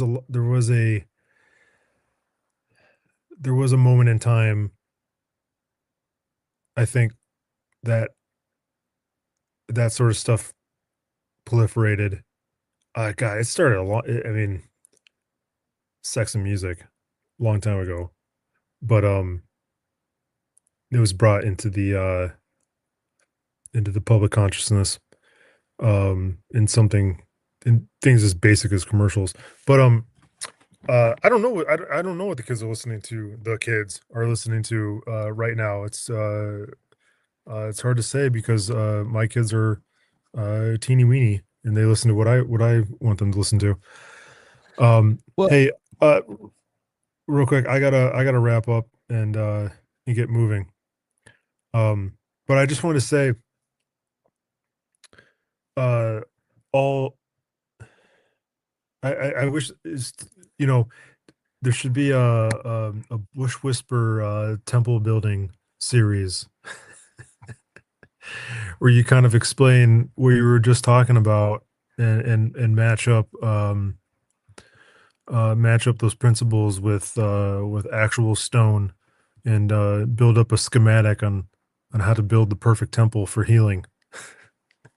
Because the point I want to make here is that, like, even though that war that I mentioned earlier was fought and won by the dark side, we still live here on Earth. Like all this stuff to to heal and to prosper is still here. And we're still human beings. And uh the knowledge isn't lost. I think it's just occluded, you know, and guys like you are very valuable, and your voice, and your knowledge needs to be put out there. Um, so, uh, so so I guess what I'm saying, there is hope, you know, there is hope and there is choice. It just takes effort and work, and effort, work, suffering, time to do anything right. But I gotta get going, man. I hear the family moving around, so I gotta get breakfast going and stuff like that. well, big love, dear brother. And by the way, they've already done it. The architecture. It's called the Mhm. geodesic dome. Yeah, And nice. it's based upon the number 5 in the middle, Mm. pentagram, Yeah, pentagon, yeah. with hexagrams around it. Mhm, So you pentagon, 5 hexagons, and each hexagon points back at a pentagon. And when mm. you make that mathematic operate, fit them together, you end up with a geodesic dome. And that shape maximizes cymatic vibrational fields and focuses in back towards the center. Nice. Now, So does I it have think to? they're using that mathematics when they're building. Yeah, yeah. Cool, man. Well, I have to log off, so I appreciate Big talking to love, you. brother. Enjoy. I hope she enjoys her dance class. Is she going for a dance class today? Yeah, dance classes today. Nice, She loves nice. it. Well, big love to her. Big love to you and to your partner. I hope you guys are all well. I hope you guys are enjoying that spring. Sending you big love, and it's been an honor keeping you here and having your lovely energy. Om Namah Shivaya, brother. Big love. Same to you, man. Talk to you later. Blessed be, man. Bless. So yeah, it's like it's very interesting because like this idea that we've got of the way in which polarity has been used to control us. We've been polarized. And something interesting that was mentioned by Jeremy earlier was this heavy polarizing opinion of like, that's good and that's bad. That's good and that's evil, which is by design a necessary polarity, right? Because some things are poisonous, you shouldn't eat them, and some things are healthy, you should eat them, right?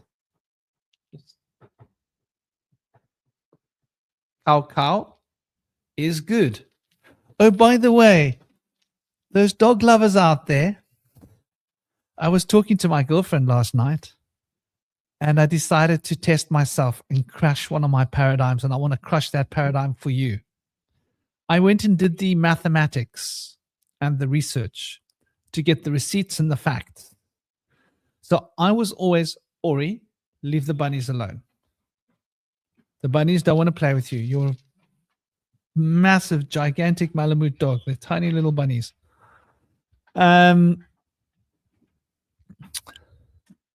We've all been taught that chocolate is bad for dogs, right? What do you guys in the chat? Is that something that you've always believed? That it's poisonous for dogs? Go on. I want to hear your guys' opinions. What do you guys think? How poisonous is chocolate for dogs? Is it poisonous? Or do you think it's a lie? It blew my mind when I did the research. So what happened was I put a cup of cacao. Speaking of cacao, my cacao is finished.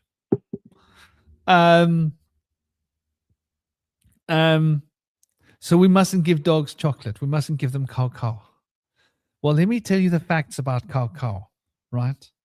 My Malamute weighs probably closer to 60 kilos, 50, 60 kilos, whatever. He's lost a little bit of weight as he gets a bit older. I'm very careful not to let him put on too much weight because, as you know, Alaskan Malamutes, they suffer from dysplasia in their hips. And when they leave this world, it'll probably be because they can't get up and walk around. They're just laying around and they can't move, and they get muscular entropy, and their lives become a problem, and their bowels stop working properly because they're not moving and walking around, and then they end up with like lots of suffering. And so that's normally when people put them down because, well, like you don't want to watch your animal suffer. So I'm very careful with Ori to make sure that his weight is maintained at like an optimal balance. But I got up and went out of the room, and I came back, and Indigo, I think it was Indigo, because she was looking very, very nervous at me when it came in. Her nose, or Ori's nose, had gone to sniff the cup of cocoa to see what's there and bumped it over on my little coffee table. And there wasn't a full cup of cocoa on the coffee table. I reckon somebody came and licked it off. I was like, and naturally my impulse to say to my girlfriend was like, holy crap, my dogs drank my cup of cocoa. Oh no, it's poisonous for them. I hope they're going to be okay. So I wiped what was left up on my table because it was a bit messy, but like basically the cup. No, real cacao. Tom Roo, come on, you know me better than that. I take natural cacao and I mix it with raw cashew nut milk that I make here in my own home using nothing but well water that's been filtered and raw cashew nuts that's been washed. Nothing else. And then I add my raw cacao to hot water and my homemade raw cashew nut milk, and that's what I drink. No sugar, nothing. That's how I roll. Joshua, I'm busy on the live. Go away. I'm gonna count to 3. 1, 2, 3. So I had a little boy trying to break into my. I have to lock myself in here to lock myself away, so I don't have people come in here and try and talk. And it's nicer without water. Yeah, but then I try not to take in too much. I mean, the milk that I use is really good, but I like it a bit warm, and I don't like to cook my cashew because it's raw cashew nut milk. I want to get all the goodness. But it's I'm used to it. My boy, you can't give my son a sweet cacao. It doesn't work for him. He needs a bitter cacao made by dad with the raw cashew nut milk. That's how he rolls. So anyway, my dogs had this cacao, and I immediately went onto the internet and I was like, I wonder how much it had. She must have had like a half a cup or 2/3 of a cup. Whoever got to that cup, basically downed that cup of cocoa. Who was it? Because they knocked the cup over and drank it while it was flooding the table. But obviously, it's like a dog's like, they got most of it. Because like, where's the rest of the fluids gone? Like, it's vanished. Like, fluids don't just vanish. It was hot, it was warm, it wasn't there for a long time. It was like minutes ago. So I went and looked it up, and there were 2 ingredients in the cacao. There's a very small amount of caffeine, and there's another ingredient. What is it called? What's the toxic ingredient in chocolate that's poisonous for dogs? I forget the name of the poisonous to dogs. There we go. And it's called theobromine.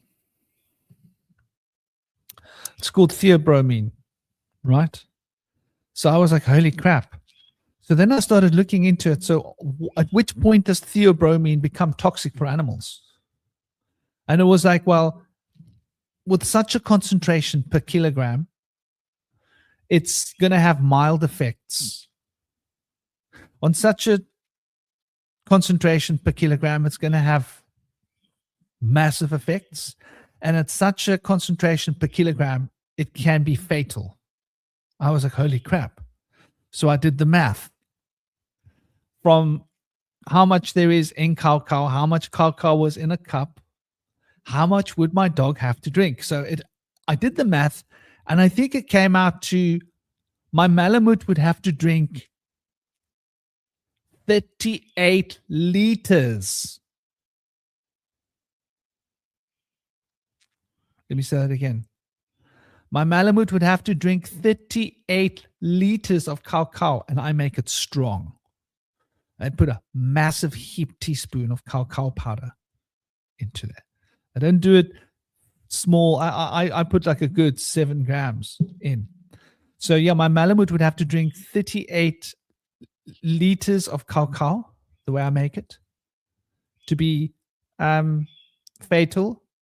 And for it to have a very bad effect, which is like really not health threatening, they would have to drink, I think, 29 liters for them to have a very mild effect of the cacao. Very mild effect. They would have to drink something like 15 liters. Right? So in the event that my Malamute comes across, right, 60 cups of cacao or chocolate and drinks all 60 cups, and this is strong the way I make it. It's not like the chocolate that you buy in the shop. It's got a bit of cacao in it. It's like I make it strong. It's dark. They would have to drink 60 cups for it to have any significant effects on them at all, right? 30 cups of cacao, and in a single sitting. 30 cups of cacao would be not good for your dog, but safe. If your dog drinks 10 cups, if you take a massive bucket and put 10 cups of cacao in the bucket and give it to your dog, it's not poisonous. It's not good for them. If you give them 5 cups of cacao at once, it's unhealthy. If you give your dog 1 cup of cacao, strong cacao, it's not going to affect them at all. In fact, when you look at humans, that dosage of cacao is toxic for humans too. You try and drink 38 liters of cacao in the morning and see what it does to you. You'd have to drink like more than 1 kilogram of cacao powder. So, basically, there is nothing toxic in cacao for dogs. It's not poisonous for dogs. Bought chocolate is bad gas, but let me tell you about cacao. 1 heaped teaspoon of cacao powder has as many antioxidants in it as a half a cup of blueberries. It's one of the most antioxidant foods that you can take into your body. And especially when it's raw. The processing removes a significant amount of the antioxidants depending on how the processing has been done. And you can tell by the color of the cacao how processed the cacao is. The darker the cacao is, the more it's being processed. But even a highly processed cacao still has about 20%, 15 to 20% of all the antioxidants in it, which still makes it effectively much more antioxidant than anything else in your kitchen. If it's low processed cacao, and it's still got a good color, and it doesn't have such a strong cacao taste when it's low processed. People would think it's not such good cacao, but it is. If you have raw cacao, it's really powerful antioxidants. If you drink 3 cups of cacao per day and you make it strong, the way I drink it, if it's raw cacao, you will be getting, I think it's 12,000 units of the antioxidant. What are those antioxidant units called? What are antioxidant units called? They're called OREC units. So if you have 3 strong cups of cacao every day, you're taking in about 10 to 12,000 OREC units of antioxidant. That's going to cleanse your organs. That's going to clean your vascular system. That's going to cleanse cleans it on a cellular level. And it just removes all of the carcinogens, all of the toxins from all of the food that we eat. So cacao is it's one of the most potent medicines that there is. But I think that when you eat it with sugar, here's where the key is. When you eat it with sugar, the sugar crystals affect those OREC units, and I think they make them inert. I don't know how, I'm not sure. But from what I've heard is when you take the cacao with sugar and dairy, it affects it. So you want to have your cacao without sugar and without dairy. You want to have it bitter, pure bitter cacao.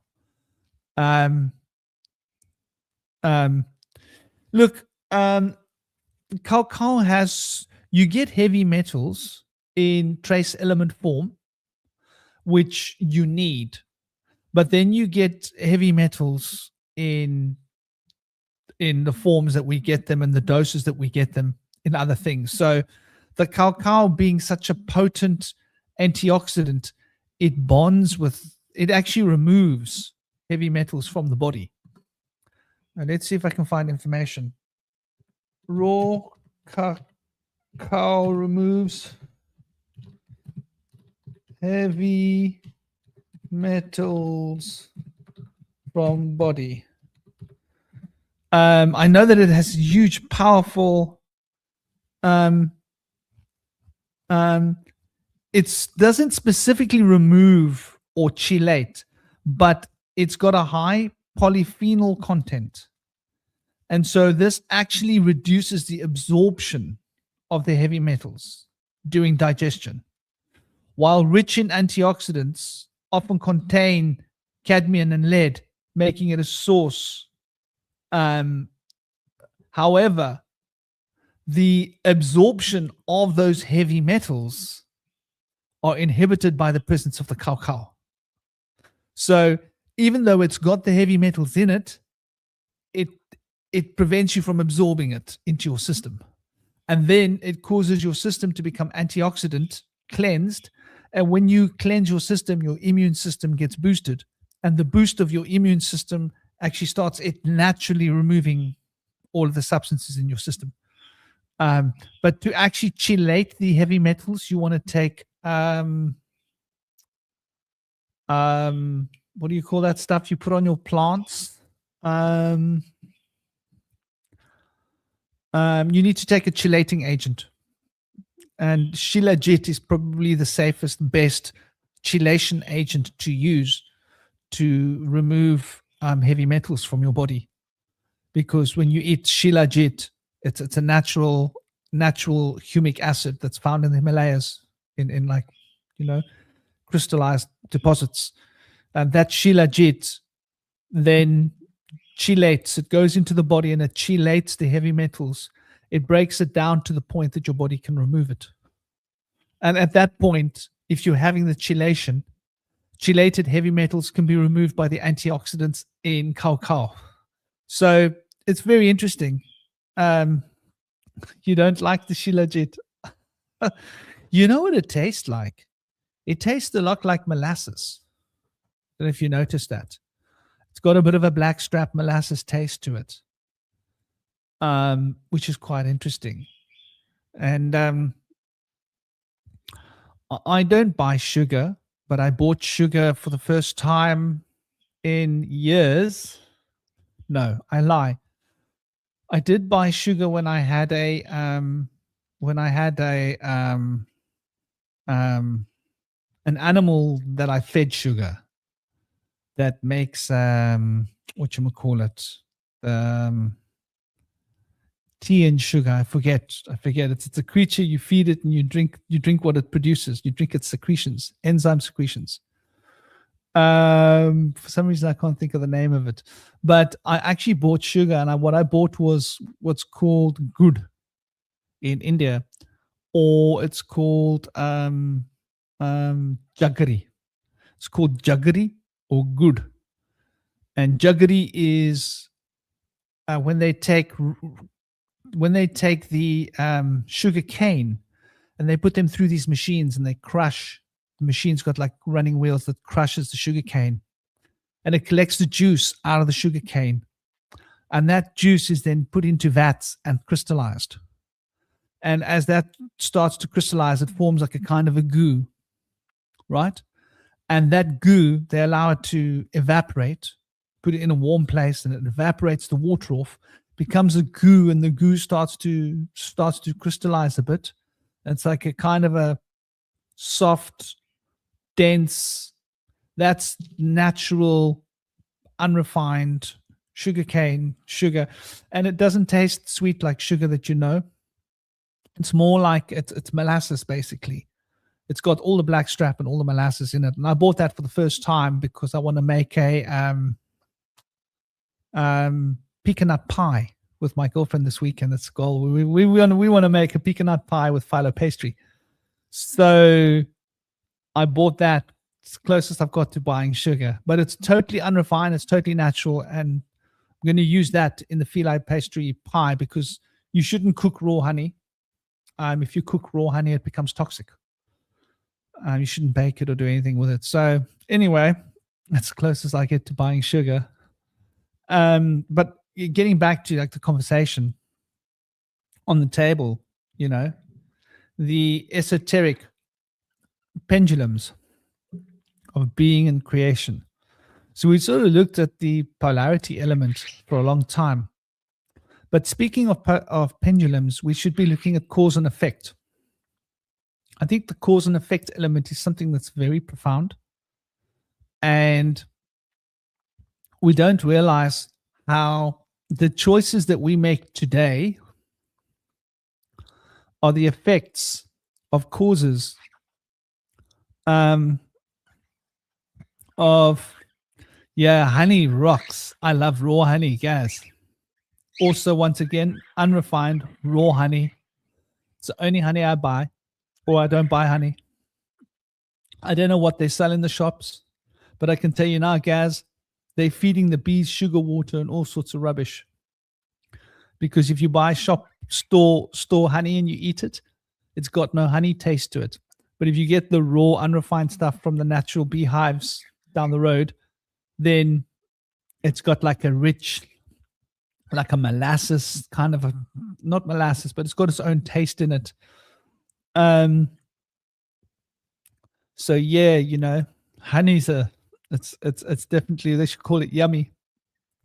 But looking at the, this cause and effect, The thoughts that we thought yesterday become the effects of the words that we say today, which cause the actions of tomorrow. I want you to think about this. But the thoughts that we thought yesterday that are the cause of the words that we speak today, that become the effects of the actions of tomorrow, started from a cause of a feeling, a feeling. And the feeling, well, it didn't start with the feeling, but the feeling was the cause of an effect. And the effect of the feeling was a passion, the passing of ions. And the effect of that passion, passing of ions, became the cause of a feeling, which when we go to the big love, dear Howard, namaste, brother, how are you doing? I hope you're good. When we go back to that root and we see, well, it's the emotion became the cause of the effect, which was a feeling that became the cause of a passion, which effect was a thought that became the cause of a effect that was a word that became the cause of an effect that was an action. So the emotions that we experience will become feelings, and those feelings will become thoughts, and those thoughts will become words, and those words will become actions. Whether the words are spoken or whether the words are sub-vocalized, immaterial, because even if you sub-vocalize words, they are resonating in your inner ear. They are vibrating into the universe in your inner ear. So you can see this process of cause and effect, and the emotions, which is the effect of the cause.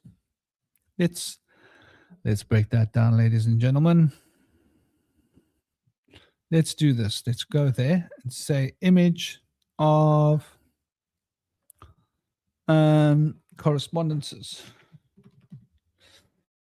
So we can bring up the correspondences. Whoa, they hid it away from me, baby. I'm in the, come on, baby. Correspondences.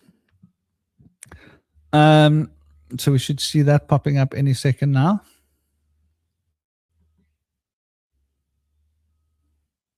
There we go. So there we can get an idea of the correspondences. And I just want to make sure that I've also got the Saturn, because they're all part of the same story, mates.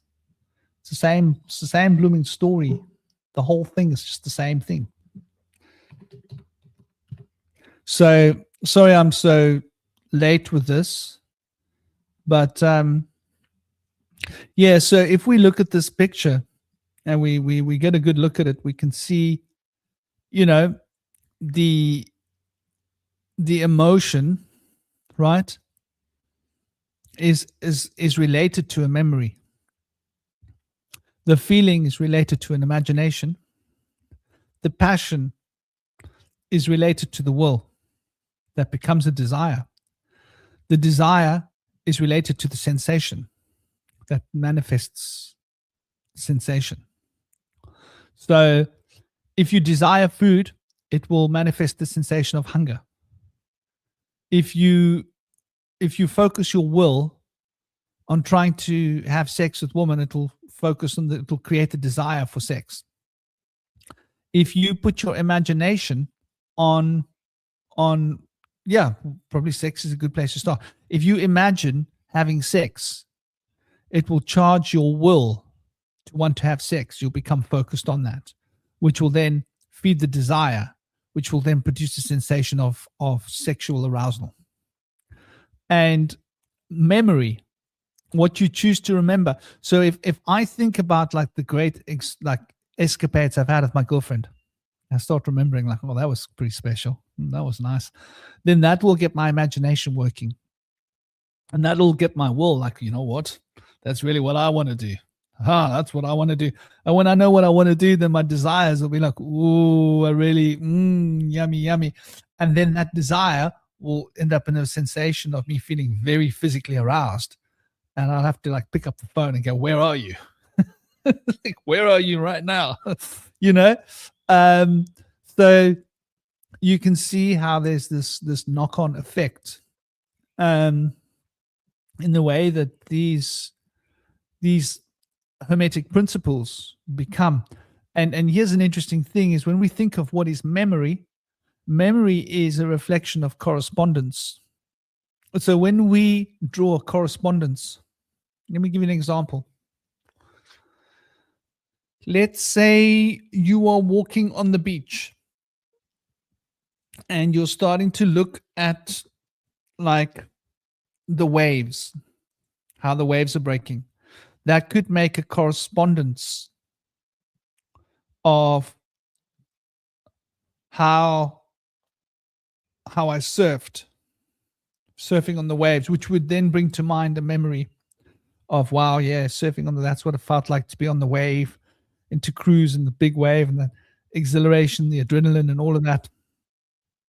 And that would then get my imagination flowing. Well, look at that wave. I could surf that wave right now. It's an exciting wave. And did somebody join me?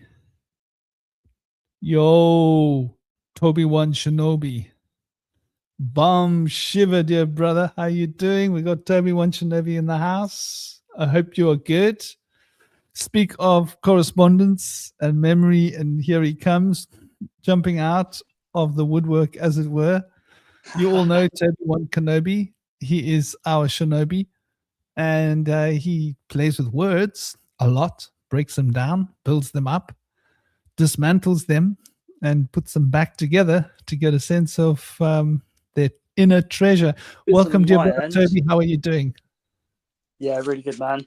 Just thought I'd pop on for a short while, just like 5-10 minutes or so, because I'm out at work. But yeah, man, doing really well. I've been listening to yours and Jeremy's conversation.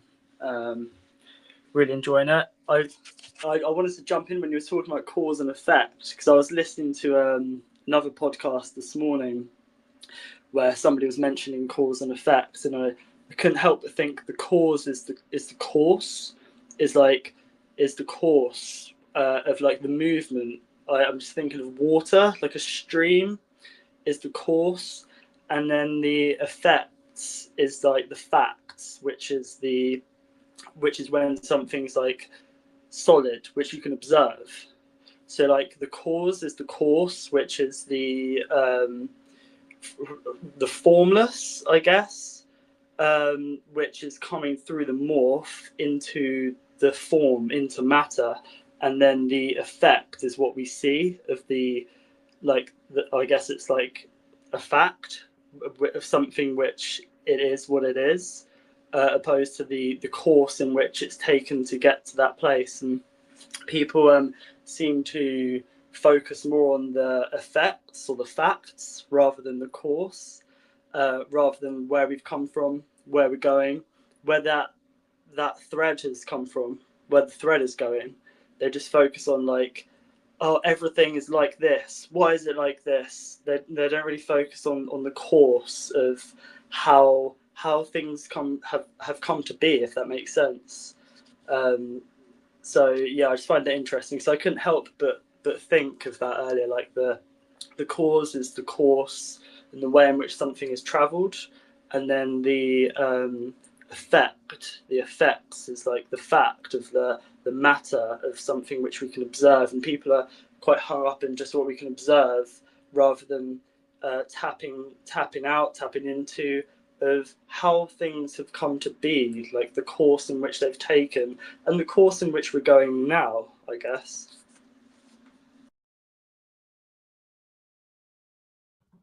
Yeah, brother. Lovely. Absolutely. You know, um,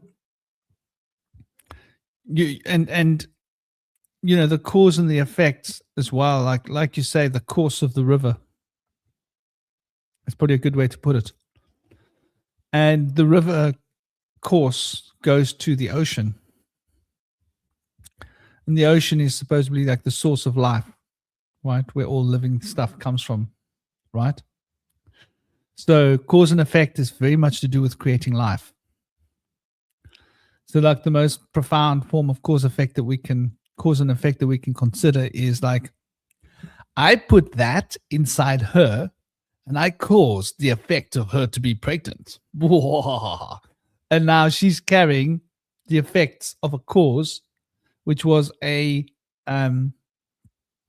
seed that was planted, and the planted seed now became became a child. So it's very heavily related to the sacral plexus. You can get a pretty good idea here. Desire. So cause and effect lives in desire, but is a product of will. Rhythm lives in the will, but is a product of polarity. Polarity lives in imagination, but is a product of vibration. Vibration lives in the memory, but is a product of correspondence. Correspondence lives through intuition, but is a product of mentalism. Mentalism lives through inspiration, but is a product of transcendence.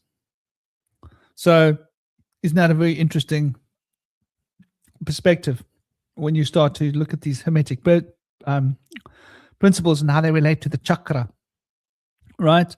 And so the cause and effect is the Svadhisthana chakra, which is the chakra related to the womb and desire.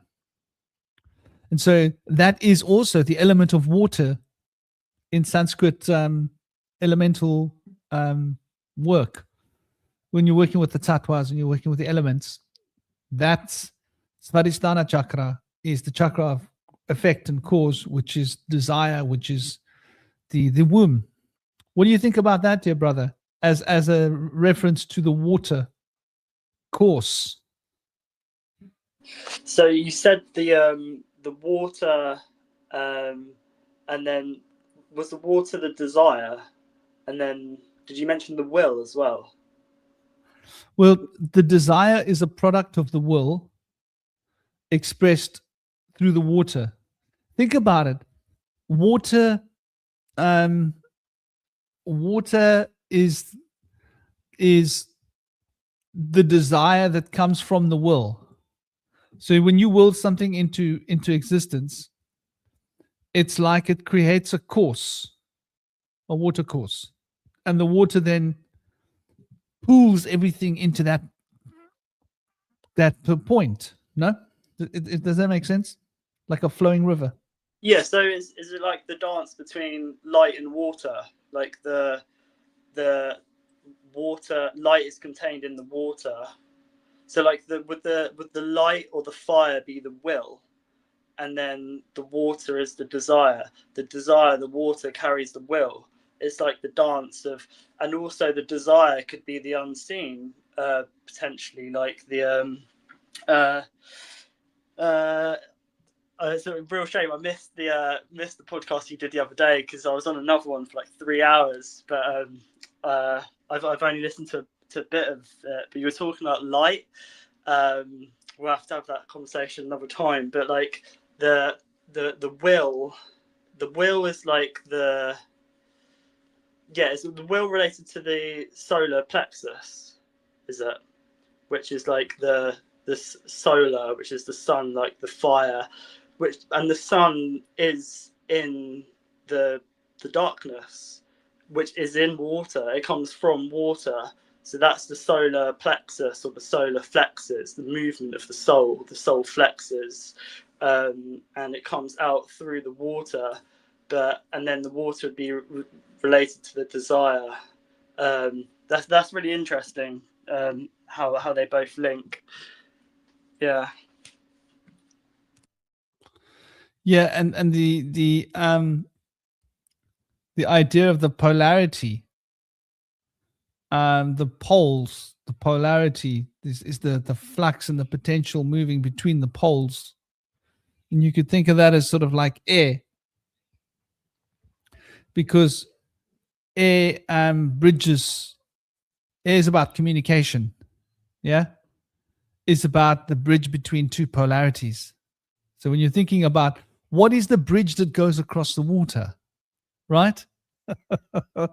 That air that crosses the water is the bridge you could think of. But also on air, the eth air, which is it like the AE, it's like the connection of the masculine and feminine, which has been separated. The eth air is kind of like, well, it's got air in it, but also earth as well, the connection between earth and air. But it's interesting that the ether, or the etheric body, seems to be a bridge too, and it's like this. Is it like a watery fire, but the air moves it like a plasma, but like it's like a plasma, like a watery fire, but it's the air that moves it, or that kind of connects between the. I don't know. We have air between the waters above and the waters below, as well. And connecting to eth air, connecting to the earth, the waters below, and the air above. The air can kind of communicate, can kind of carry information between. I don't know. I'm just spitballing, but yeah, that's certainly interesting. Here's the interesting point, right? For water to be able to okay, so fire needs to live, right? And fire can't live unless it's breathing air. How's that for a concept? If fire isn't breathing air, it can't live. If water isn't breathing air, it cannot propagate and sustain life. Isn't that interesting? So water needs to breathe air in order to be able to propagate and sustain life. Fire needs to breathe air in order to live. But in the process of water breathing air, the fire that's in the air, because the air is under the sun's radiance, is then carried into the water, and it tempers the water with the fire. And that brings the temperature of the water to a reasonable temperature so that it can propagate life. So it's like very interesting when you look at how this all works. Yeah. I'll give you an example. You go to the bottom of the ocean. Do things mate at the bottom of the ocean and propagate life? Not so much. I think they have to come up further to the surface where there's more oxygen, where there's more warmth, in order to mate. Generally, I don't know. Maybe there's some things. I think mating could be a problem down in the bowels of the earth, so to speak. And then the creatures have to probably float around, and then they probably have to sink down to the ocean and grow on the ocean floor. You know, I'm imagining some kinds of crabs or whatever kinds of things crawl around down there. But so yeah, I mean, the air needs to be breathed. And that's what's universal between earth and water.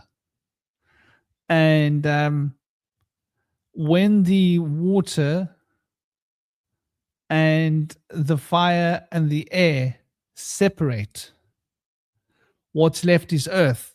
Isn't that interesting? You speak about earth element, right?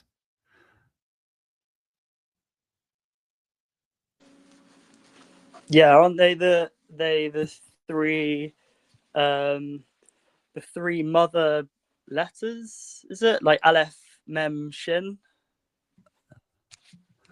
Totally. Totally. I believe, like, is it? I think Hecate is something to do with Hecate as well. Those three: water, fire, and air. Because that's what the earth is made of. Yeah. The Shin, the Aleph, and the Mem. Do you know in Taoist alchemy, when you want to connect with the fire element inside yourself, you need to close your eyes, right? You need to sit down. You need to focus on your heart. And you need to listen to feel the warmth of the heart generating in your body. and listen to the sound of the hissing. Because fire hisses like a salamander. And it hisses like a fire, like make that kind of hissing sound. And if you want to listen to if you want to connect with the element of air, right, then you got to listen to the sound of your breath being released, which is more like a like a aha, aha. So even the inward breath has got a ha, and then the outer breath it's got a sa. But the root that connects the inner and the outer breath is the ah. And so the ah is the opening up of the breath system. And if you want to connect with the element of water, you got to concentrate on the coolness and the wetness of water, and the sound, the resonance, the you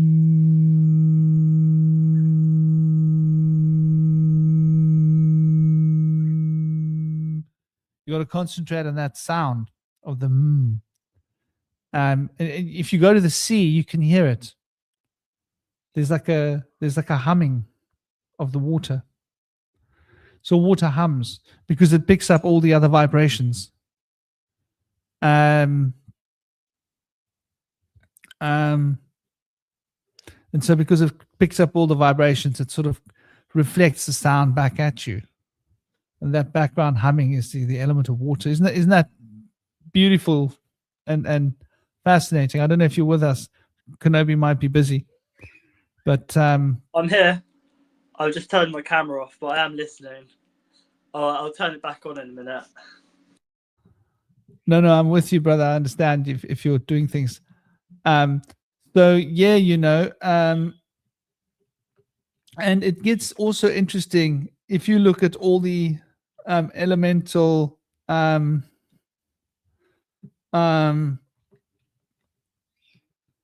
in Chinese medicine. Maybe I can put it up on the screen for you. Let's see if I can put it on the screen for you. PayPal.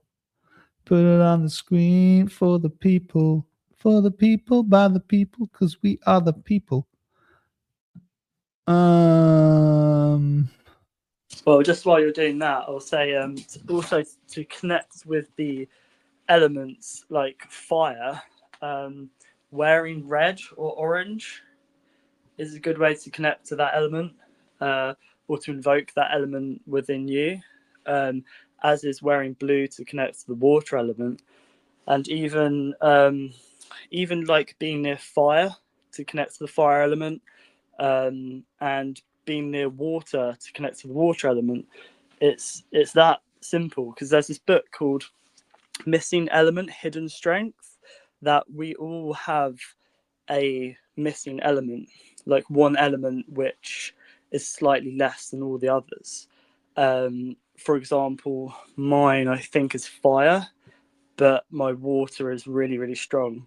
So to help connect with the fire and kind of take action, to kind of have that sort of that drive, that will of the fire to get things done, I use a candle sometimes and wear red or orange, and that can help to invoke that element, apparently. That's very interesting. And so we can see here, obviously, the kidneys and the bladder. The kidneys are really important because of the Jing, right? And the Jing is your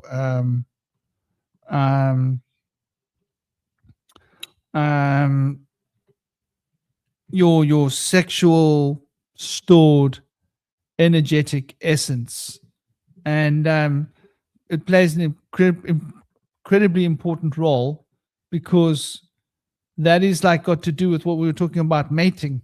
Yeah. So that's sort of like the key to mating. It's all done in water. Yeah, isn't that interesting? Sex. Like if it weren't for the water element, like could you imagine how Like, do you think plants enjoy sex? Here's a question to you people in the chat. Could you imagine being a plant? Like, my gosh, they'd take all the fun out of it. Yeah? Like, you're just shooting pollen off into the air and that's it. Like, you don't even know who you mated with. Like, at least mammals get to have like, yeah, like, I like the way you work it, girl. You know? Whether you're a dog or a cat or a human or an insect, you get to go like, ooh, I like her. She's got my number all over her. And then you like this the whole like get together, get to know each other, and then like, you know, bada bam, bada bim bim, fireworks. And plants, they don't get to do it in the water. In fact, the water element disturbs plants mating. Isn't that weird, huh? If you think about it, that's like the most bizarre thing that you can actually consider if you really want to get down to it. It's one step away from crazy. So yeah, looking at the kidneys is like really important. Kidneys as well store our fear. That's another interesting thing, I think, because our fear is stored in our kidneys. So our kidneys, when they become unbalanced and overworked, they generate fear. It's the storehouse of our essence, right? That's where your chi is stored in the form of jing. The bladder is obviously metabolizing fluids, working with the kidneys. So they are storing and changing and transforming the ki or the chi, depends on what system you're coming from. The emotions associated is fear. When it's balanced, it's wisdom, calmness, and self-worth. So it's just very interesting when we look at these weakness in water element can lead to chronic fear, anxiety, lack of willpower. You see there? Did you say the kidney is associated with fear and then also wisdom? Well, that's a generic term, wisdom. The kidneys are associated with fear when they're out of balance, but when they're not out of balance, it's self-empowerment. But self-empowerment is being in your truth, right? Which is going to lead to wisdom in its own way, if that makes sense. The reason I say that is because the word Sophia has been signaling to me sow fear, like sowing fear, and the fall of Sophia is to be buried, by fear and not able to expand. And the sort of the way to attain wisdom is to sow fear, sort of connect the threads so that the false evidence appearing real, what would appear to you, you can see past the illusion by tying the threads. So it's kind of in the name. So it's interesting you mention the kidneys being associated with water, and then fear, and then also you did say wisdom first. It's like it's kind of wisdom. So I think perhaps perhaps there's something to that the sowing fear, to sort of tying the threads together, because I guess fear is disconnection, is separation, being separated from. And if we're able to sort of use the spell of fear to tie the threads, you can see more clearly, you can see beyond the wall, beyond the illusion, if that makes sense. So I think there's maybe something there with Sophia and sowing fear, and then the fall of Sophia is fear, basically, and that relates to our divine spark being buried in water, our light buried in water, and that the kidneys as well, being kid and knees. The kid is a goat, it's like Capricorn, and the knees are also associated with Capricorn. So there's a connection to Saturn and the kidneys in the name. I'm not sure about anything else, but in the name, there's certainly a connection between Saturn and kidneys there. And our fear of Saturn, our fear of death. Yeah, perhaps we can get into that in a later conversation. I did send you a voice note about Sophia and the never-ending story, like our story. But yeah, is there an association with the kidneys and Saturn that you know of at all? Well, that's an interesting point. You see, the kidneys are where the adrenal glands live. And the adrenal glands are related to the triple burner. And the triple burner finds its extension in the solar plexus, right? So when we look at the solar plexus here, right, we're looking at will. So the connection where fire touches water is through the will, where the impulse of fire becomes the managing, organizing principle of water. And the kidneys are like a translation point for that, which is why the chi is why it's so important that the chi is the place where this is refined and stored in the kidney, specifically in the jing. And so why there's this association with fear and sex, right? So when people become afraid, they want to screw. I don't know if you guys must know this, yeah? Like, you might find yourself suddenly drawn to a strange woman and want to have sex with her for no damn good reason because the two of you got stuck in a lift together. And she might feel the same way.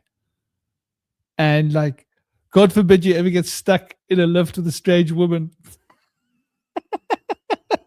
Sorry, this is my humor going off the wall. But yeah, like people that survive like traumatic fear circumstances end up becoming very sexually aroused. And often the person that was with them, there's that kind of energy. So it's quite interesting. That psychology, I think, has like looked at this. So, you know, the joke about being stuck in the lift with a woman might have some substance to it. But yeah, so there's that. And then there's also the triple burner is such an important point because it's what connects the stomach, the pancreas, the solar plexus to the throat, to the thyroid and parathyroid systems. That's what we call the anterior vagus systems, because you got the vagus systems, you got the posterior and anterior parts of the vagus nerve system. And so that system is connected to the solar plexus, where the triple burner, which is an extension, related. So the triple burner, just to give you an idea in terms of Chinese medicine, is basically the center through which your fight or flight is manifested into your body. So if something happens, you're either going to fight or you're going to flight. So your liver and your kidneys are wired into it in a very profound way, right? The liver is like very much like intense, right? The liver is going to have a response of anger. Let's fight. The kidneys is going to have a response of fear. Let's run. So the fight or flight systems of that triple burner are managed by the kidney and the liver. And the kidney and the liver work together. They're a synergizing pair. Fear and anger work together in your consciousness. They're a synergizing affair, right? If you get angry, you'll be afraid. If you get afraid, you'll be angry. Fear can be transmuted into anger and anger into fear. It's like if someone gets really angry with you, you might want to get afraid, right? If you get really afraid, you might become angry because of being afraid. Go and scare a dog and see what happens, right? Scare a dog, put the fear of God into a dog and see how that dog gets angry with you. You want to be chased by a dog, make it scared, make it feel unsafe. So there's this profound relationship in that triple burner space, which connects the throat, the Visuddhi chakra, vibration, to the principle of rhythm. Now, rhythm, you asked about Saturn, right? This is a roundabout trip, but this takes us back to Saturn. Saturn is the lord of time. And in Hermetics, the lord of time, Saturn, is referred to as the lords of rhythm. So the lords of rhythm regulate the solar plexus, regulate that burning space. Like when I ate food, it's my stomach and my solar plexus that digests that food. Saturn is digesting. And putting that into play. That system where all of that food that I ate, number 8, gets broken down and put into its proper place and rebuilt up in the body to become like substance. That's Saturn at work. That's the knowledge of Saturn. So, you know, it's very much related to Saturn in a sense through the actions of the will. If that makes sense? Yeah, that makes sense. Yeah. So in that sense, if Saturn's connected to the, oh god, what do you say? Like the digestion. Like the digestion is kind of the course as well, because I always associate Saturn with water, as it's linked with death and to die and to change, and death is always linked with water, traveling on water, and both Saturn and water have been demonized, like fear of traveling these rivers, neural pathways, streams of consciousness, expansion. But it's interesting because it's to do with digestion, which is kind of the course. Because when you eat food, you digest it, or you take information and you digest it. That's it taking course into effect. And I know that Saturn is to do with structure, which would be more of the effect. But you also have structured water too, which is like plasma water, and the matter, the earth in which we're in, is mother, which is matter, which is also water. So it's like we're kind of in water, and we're told it's solid, but it's not. It's more fluid. So that's interesting. That, you know, Saturn's associated with boundaries and limitation and stuff, and there's always seen as quite negative. But I'm not really sure which element it would be related to. I don't think it is water, but I associate it to water because of the reasons of that it's got however many moons that equate to 13. It's got like 270 something moons, which equal the number 13. And of course, 13 is Mem, and there's a link between Saturn and the Black Sun, and like time and memories as well, and Saturn being time and space. And within, we always like the only difference between us remembering everything or remembering who we are is just a matter of time. And it's a journey with Saturn, and we're knowing limitations, and our limitations are there so that we can decide like which route to take, because otherwise there would just be everything everywhere. So with limitations, we can kind of set a course, and we do that via time and space orientation. So yeah. Yeah, I think that's interesting. Yeah. Sorry, I just want to say as well that with the will, which is kind of like the wheel, that which moves us, the spin, is that the wheel, like it's the air that moves the wheel, and that the wheel is like fire and water, like these two polarities, and it's the air that communicates between the fire and water, and that moves the fire and water, which moves our will. like you spoke about that like 10 minutes or so ago. So I've sidetracked a little bit, but yeah, man. If you had anything else to say about what I mentioned with Saturn or anything. Let me try and recapture that. So yeah, Saturn, you know, like when I think of the water element and I think of the air element and I think of the fire element. So I think of the fire element as being one thing and I think of the water element as being one thing. Then I think of the air element as holding them apart. So the air elements holds them apart, but reaches into the heart of each of them. And so the water breathes the air and the fire breathes the air. They both need to breathe the air. And the principle of life is necessary for this breath, the prana. And then the principle of earth is what puts them all together. So once the fire has been put into the water, right? And they've all been put together to the point where the fire burns out of the water evaporates from, and the air dries out. So you then have the drying out of the air and everything, the air evaporates out with the water because of fire pulling all the heat out of the substance, leaving it as just cold crystal, cold earth, rock. So the earth is a result of bringing everything together and distilling it. The Saturn then is like essentially like very interestingly holding all the elemental keys. So it has an association. I mean, if you look at the word Saturn, right? Earn. Like you earn money. But what is an urn? An urn is where you keep ashes, right?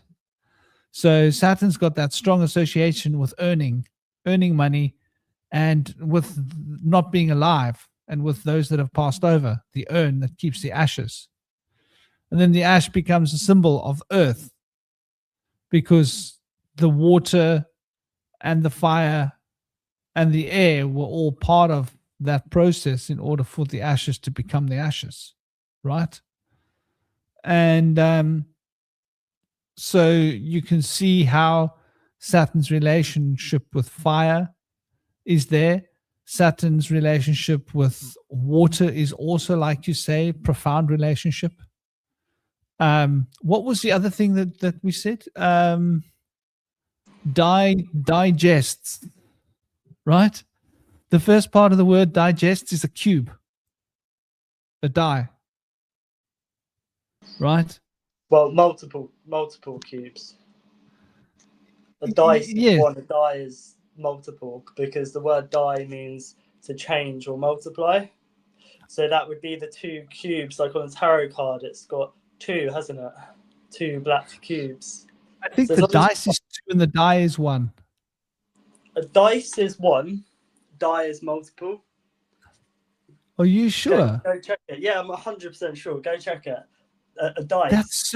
That's so weird. Well, it makes sense in like all the etymology of die. That you dye your clothes, you change it, like multiply. That's so weird. They changed it since when I was young. Really? No, it's one die is singular and 2 dice is the plural. No, let me check that. Yeah. No, they didn't change it. I thought they had changed it, but I wasn't looking. Because the S connects the 2 die, right? The S is the transformation between the die before and the die after. So you die before, die after. You got one cube connecting with an S to another cube. So it's one die that goes through an S to become a second die, like rebirth, dice. I need to stop saying that then on podcasts because I'm like, oh, die means this. It means multiple because it's multiple dice. There's so many other things I could say, but I'm going to stop saying die means multiple dice then. But Whoops. it's well, who knows how much they've doctored our language? You know, there's so much doctoring that's happened. But anyway, like the cube shape is what I'm sort of getting at, is the dies, the cube is that to digest, right? And jest is a joke, right? To jest is a joke, but jest comes from the German word. Let me check it. I don't know if they can. Jest etymology high. No. Is it related to a gust? Proto-German. Hey? Is it related to a gust? Digust. Well, I think it has to do with gust. Because Gest. also the gust is similar to the gut. To digest. Well, according to our etymology, it doesn't have a relate, but I'm going to say that I don't believe what they're saying, because the geest, which is a G, geest, which is a J, jest, digest, is got to do with spirit, a geest. So then from that comes the spirit. So to digest is to use the Saturn to break the spirit open of something, of your food, and allow the spirit, the prana, to flow free in your body, right? And then to create another die out of that spiritual essence for your body to absorb the prana. And so we eat to absorb prana, which is geest. Geest is the old German. I'm sure it comes from old German or old Dutch. So I'm sure there must be some correlation there, even though it's been lost by our so-called etymology genius called Google. You know, Google is the etymological genius. We should all just be like, we're not worthy, Google. You're the etymologist of the universe. Let's bow to the AI. But I believe that there is a connection, because it seems impossible that there can't be one when we look at the narrative of what digestion actually represents spiritually and from an occult perspective. So that's quite interesting, you know. That brings us back to the die of digestion, and digestion is got to do with the burning space, right? So that's the burning of the food to break it down.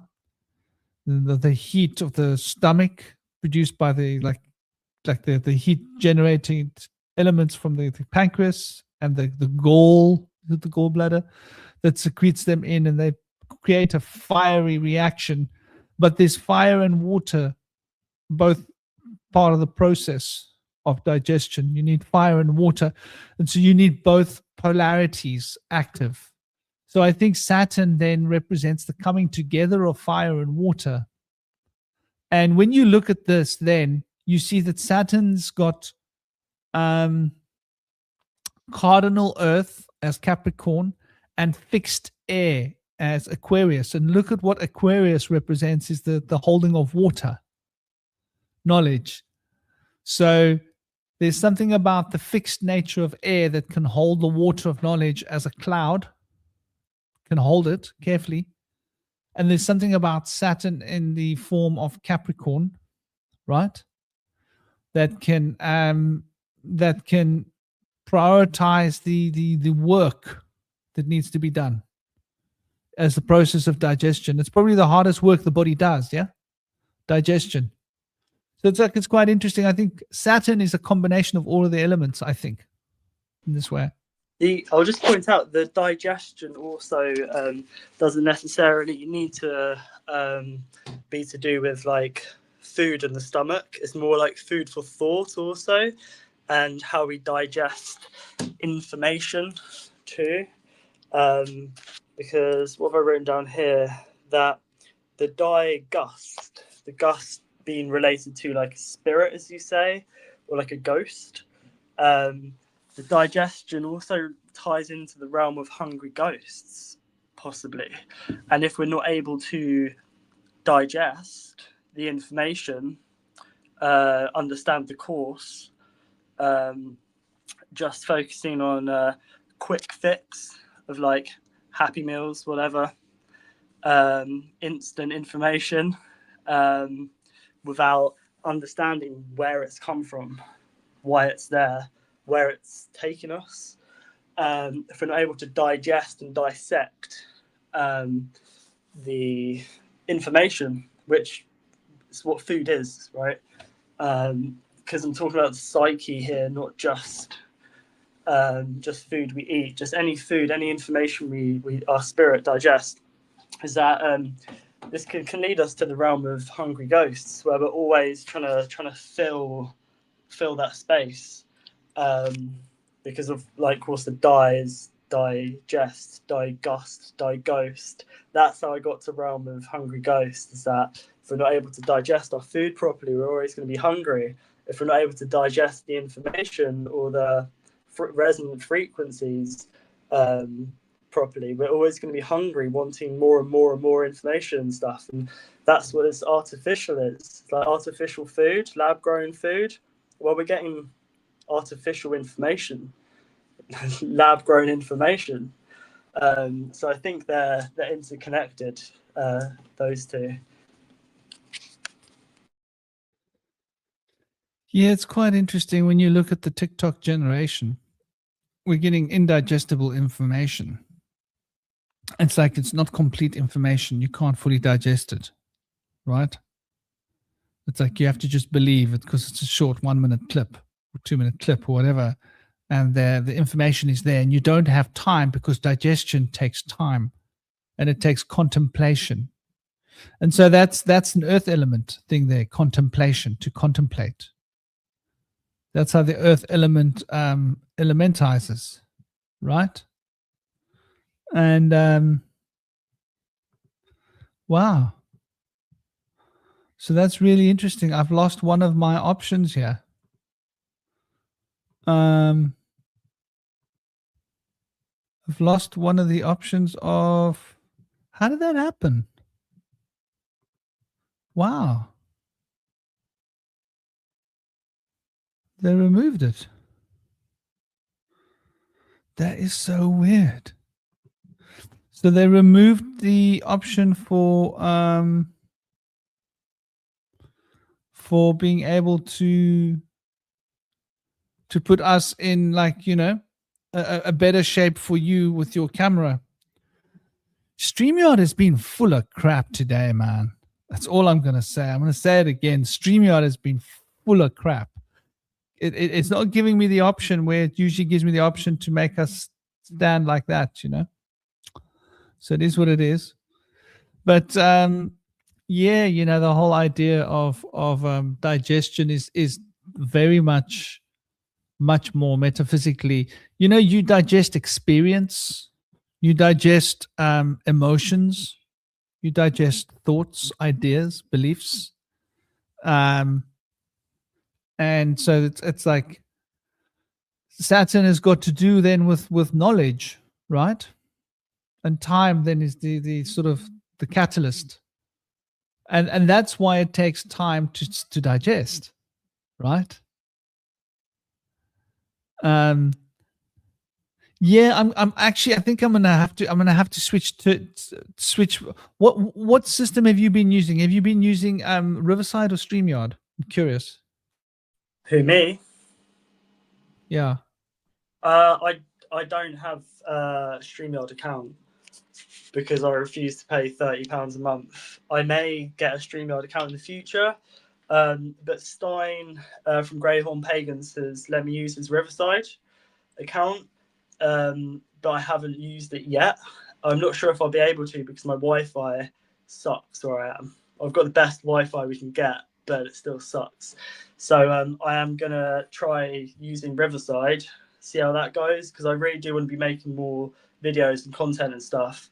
I've made videos on CapCut and then uploaded them, but I prefer doing stuff live, because making videos is, I'm terrible at like, I make a video, I spend ages on it, and I never release it. If I do a live, I think of concepts and thoughts and stuff I would never think of on my own, having a conversation. So I might start doing lives via Riverside, and then just asking people to ask questions in the chat. I just love talking with people. I find I don't really like doing solo content. I might do soon. I probably should, but just having conversations, you can get in this flow state, and this is why sometimes I can't kind of, I'm a bit like, oh, actually, yeah, that doesn't work, because I come up with concepts on the spot that I've never thought of before. It's not like, oh, I've been thinking of this thing. It's like, no, there's this new thing, and it happens often, and that's why I love live conversations. Yeah, totally. And it's also much more digestible for the viewer, because it's not just one person's opinions, one person's ideas. It's not like a sermon. It's like there's a melting pot and there's different ideas, and so it gives people the idea. People are more likely to enjoy and want to think for themselves when there's more going on, more different opinions, and especially like not all opinions are going to always be the same, which forces people then to go, hey, well, what do I think? What do I believe?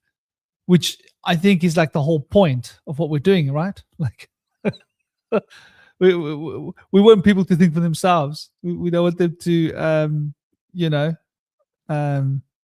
to believe us.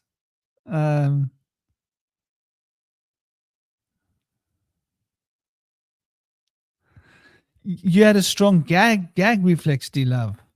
Yeah. What did you have a gag reflex for? Was it like politics? Like if someone put politics on TV, you were like, give me a bucket. Was it like that? Or was it like the news? When I was a child, I had a gag reflex for the news and politics. When politics started speaking, I'd be like, oh, get me a bucket. Like, I couldn't stand it. Oh my gosh. Like, if you wanted to torture me as a child, put me in a room where the news is on. I'd be like, oh my God, get out of my head.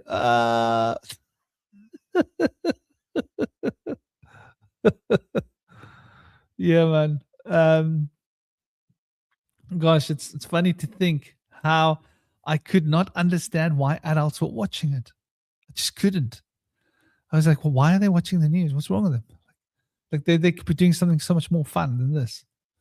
But yeah, I think there's definitely you're not fond of those who don't think for themselves. Hey, Tomaru, I don't blame you. Yeah, Gaz, gag reflex the whole world. I'm really lucky that my moon's in Taurus, and so I've got a very strong stomach, which means like, if I was in a situation where somebody was injured and there was a lot of blood, I'd be the guy who can, like, that'd be fine for me. Like, I'd be able to, like, as long as my sandwich doesn't get into the blood, it wouldn't disturb me eating my sandwich. Like, really, like, I could be eating a sandwich with my right hand and cleaning someone's wound with my left hand, and it's not going to affect like my digestion or my stomach. It'd be like, I used to make jokes that like I could wipe someone's butt with my left hand and eat with my right hand, and it wouldn't affect me. Because I did look after disabled people, so I do know what it's like to wipe someone's bum, and I've done it all. So you got to have a pretty strong stomach to be able to look after a disabled person and do the necessaries.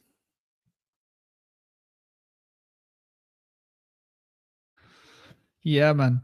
Yeah, I don't think I have a strong stomach. I'm not really too sure, but I wouldn't be able to do that because of the space in between. Like the space in between the sandwich and the blood I know that they're mixing like in the air. Do you know what I mean? Like, I understand the flow of all things and like how it's connects, and it's like I need a solid object between that and my sandwich. Otherwise, I think it's probably like maybe my imagination. I don't know, but I can just imagine that going Like into glass. yeah, yeah. Also, a thought just occurred to me because Tom Lewis mentioned thinking, like people who don't think or something. That because I've got a lisp and I've always had a lisp, it's like when I think of thinking, I think of sinking. Like thinking is sinking. You've got to like let it sink in. Like that's the digesting. Is like letting something sink in, and that is sinking, as in linking. But that's also like what thinking is. You're kind of letting It's something, similar to drinking. chewing on it. Yeah. Similar to drinking. Because when you're drinking, it starts sinking, and that's the same as thinking. And it gives you an inkling, right? So to get an inkling, one has to be drinking, so that the sensation of sinking can be And experienced as thinking. yeah, and the reason it's come to me that why I wouldn't want to eat a sandwich near like while changing someone's bum or blood is because of the mingling. Because The of it mingling. and the mingling of like the spaces in between in my imagination. No, well, there is an element to that. I've got a very, very extremely strong sense of smell, which is interesting. Like when it comes to food, um, the only thing that bugs me out with food is when food is, if there's meat being fried, because that causes it to go extremely lots of pieces in the air, right? Like just think about it, you're heating it, and when you're heating it a lot, it causes the heat to rise, and all the particles rise up and circulate into the room because of the heating. And that's the one thing I have an issue with, is like if I'm in a restaurant and I'm too close to a grill, then I won't feel hungry, because it's like I can feel the meat in my mouth. But you know, it's an interesting point. Like I think it's got a lot to do with the microbes in the gut. I was noticing this the other day. And so people, you should be eating shiitake mushrooms. I can't say it enough. It's a prebiotic. You need to feed your gut prebiotics and probiotics to keep your gut healthy, because the prebiotics gives the probiotics time to propagate and to generate a good healthy population.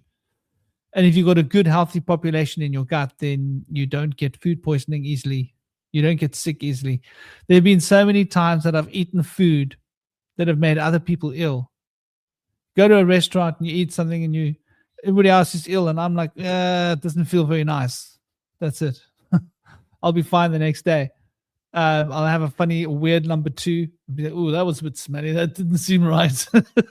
But everybody else is like retching, and they're like, they're out of action, and I'm fine. I'm like, yeah, well, it doesn't feel nice. It's a bit sore, but that's it. So I suppose it's got to do with your microbes. If your microbes are really well tuned in your gut, then you probably won't get sick easily. And I suppose it's a natural protection for your gut, because like this mingling in the air produces bacteria in what you're eating, doesn't it? If you think about it, some part of me must be tantric, some part of me must be agora. Yeah, it just occurred to me that chewing more is really good for your digestion. Like chewing your food loads is really good for your gut. So dissecting the information, chewing on it, like dissolving it, I guess, like in the like with alchemy, like dissolving information you get. Using What your does that anal eyes. Yep, doing that. But when you're able to chew it more, it's better for your gut, and you have your gut intuition in your gut. So the more you chew, the more you dissolve stuff and see it with your anal eyes, see it with clarity, see it through the black sun, maybe. Looking at the black sun rather than the white light we're given. Then that's how you train your intuition, is by dissecting information, by really chewing on your food. That's using your mind, tapping into the all mind. That's why I come up with these little phrases. One is the stem instead of the system, understanding the psyche and where this information comes from. And then, like, if you understand, follow the course of where it's come from, like reversing it. So you get the information, reverse it, find out where it's come from, where it's traveled from, get back to the core, to the root of using your ancestry, connecting to the roots of this tree. Then you can understand why this information is here, where it's come from, why it's being presented to you, and what you can do with it. And that is soul food. If you chew on this information we're given enough, and dissolve it, and sort of connect to the stem, the main root of where this has traveled to your psyche from, then you can find the essence. And it's all about finding the essence, because this essence, I've always talked about the essence, and I think the essence is this black light, is this black sun or Ein Sof or whatever. That's the essence. That's the kind of this hidden substance, which connects all things.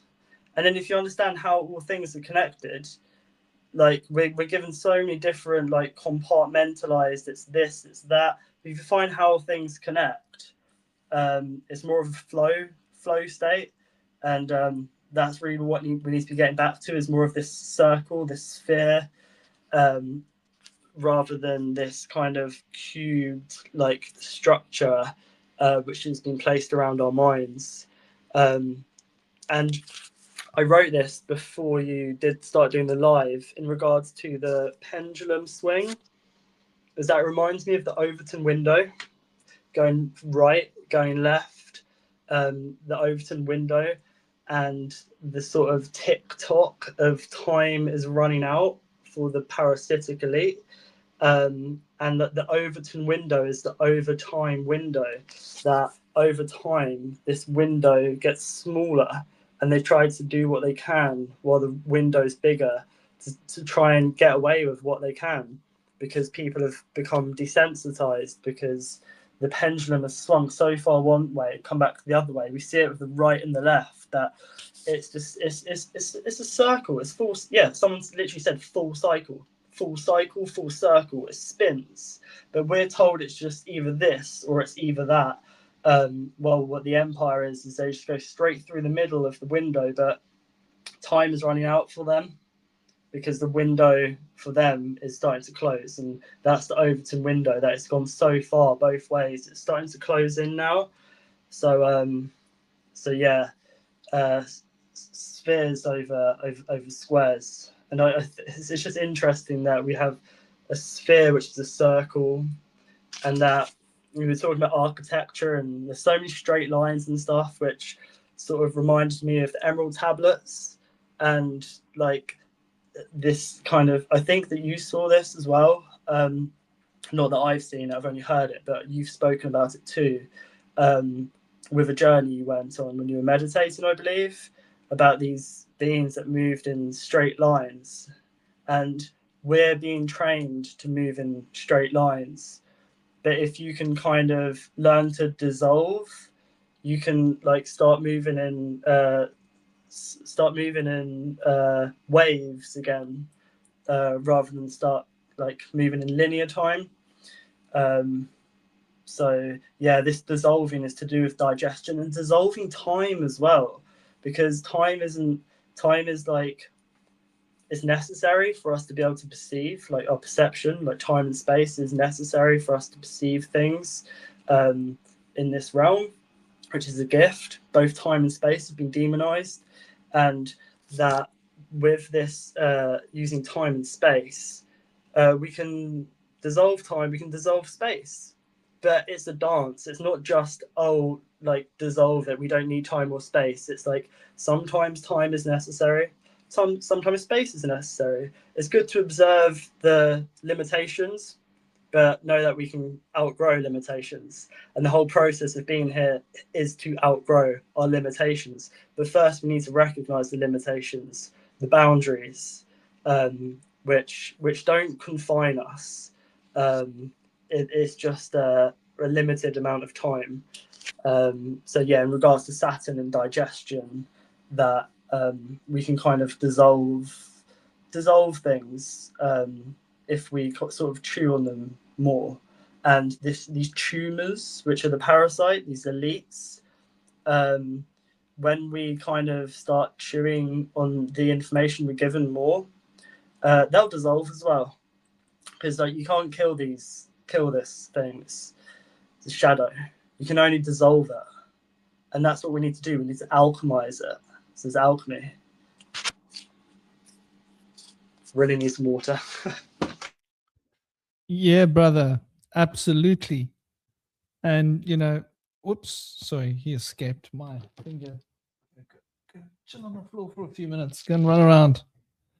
That he's giving you so much. What I was thinking about, and I'm sure you're there getting yourself water. You can probably hear this. You were talking about ancestry, and it got my brain sort of thinking ancestry that I never realized before. So it's a tree, and it's an S tree. You can see the S there, right? If you look at the caduceus, right? There's the S, right? It's an S. You can literally see all the S's running down the tree. Whose S tree is this? It's An's ancestry. Who is An? An is the first supreme deity of the Sumerians. How did we miss that? The S tree of An, ancestry. And so our ancestry goes back to that point in time. Isn't that like a really interesting how the very word ancestry can be tracked back to the first Sumerian deity? Isn't that weird?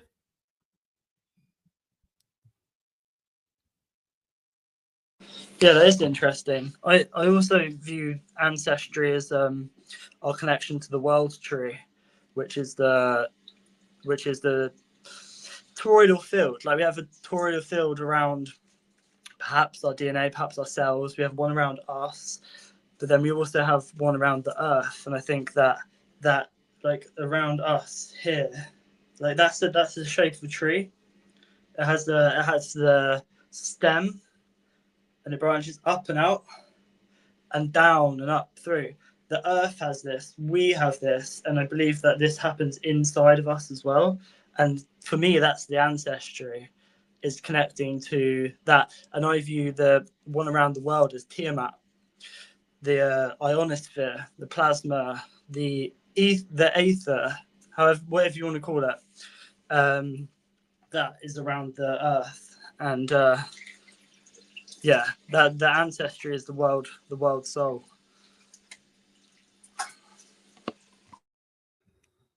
Yeah, it's just no end to recognizing how this etymology just, there's this universality of the old language. So we've been Also, going for... I just need to say just very quickly that also the ancestry is the answers tree. The answers is the answers to the quest, and the tree. Well, we can break that down a million ways. Tree, trio, masculine, feminine, the child.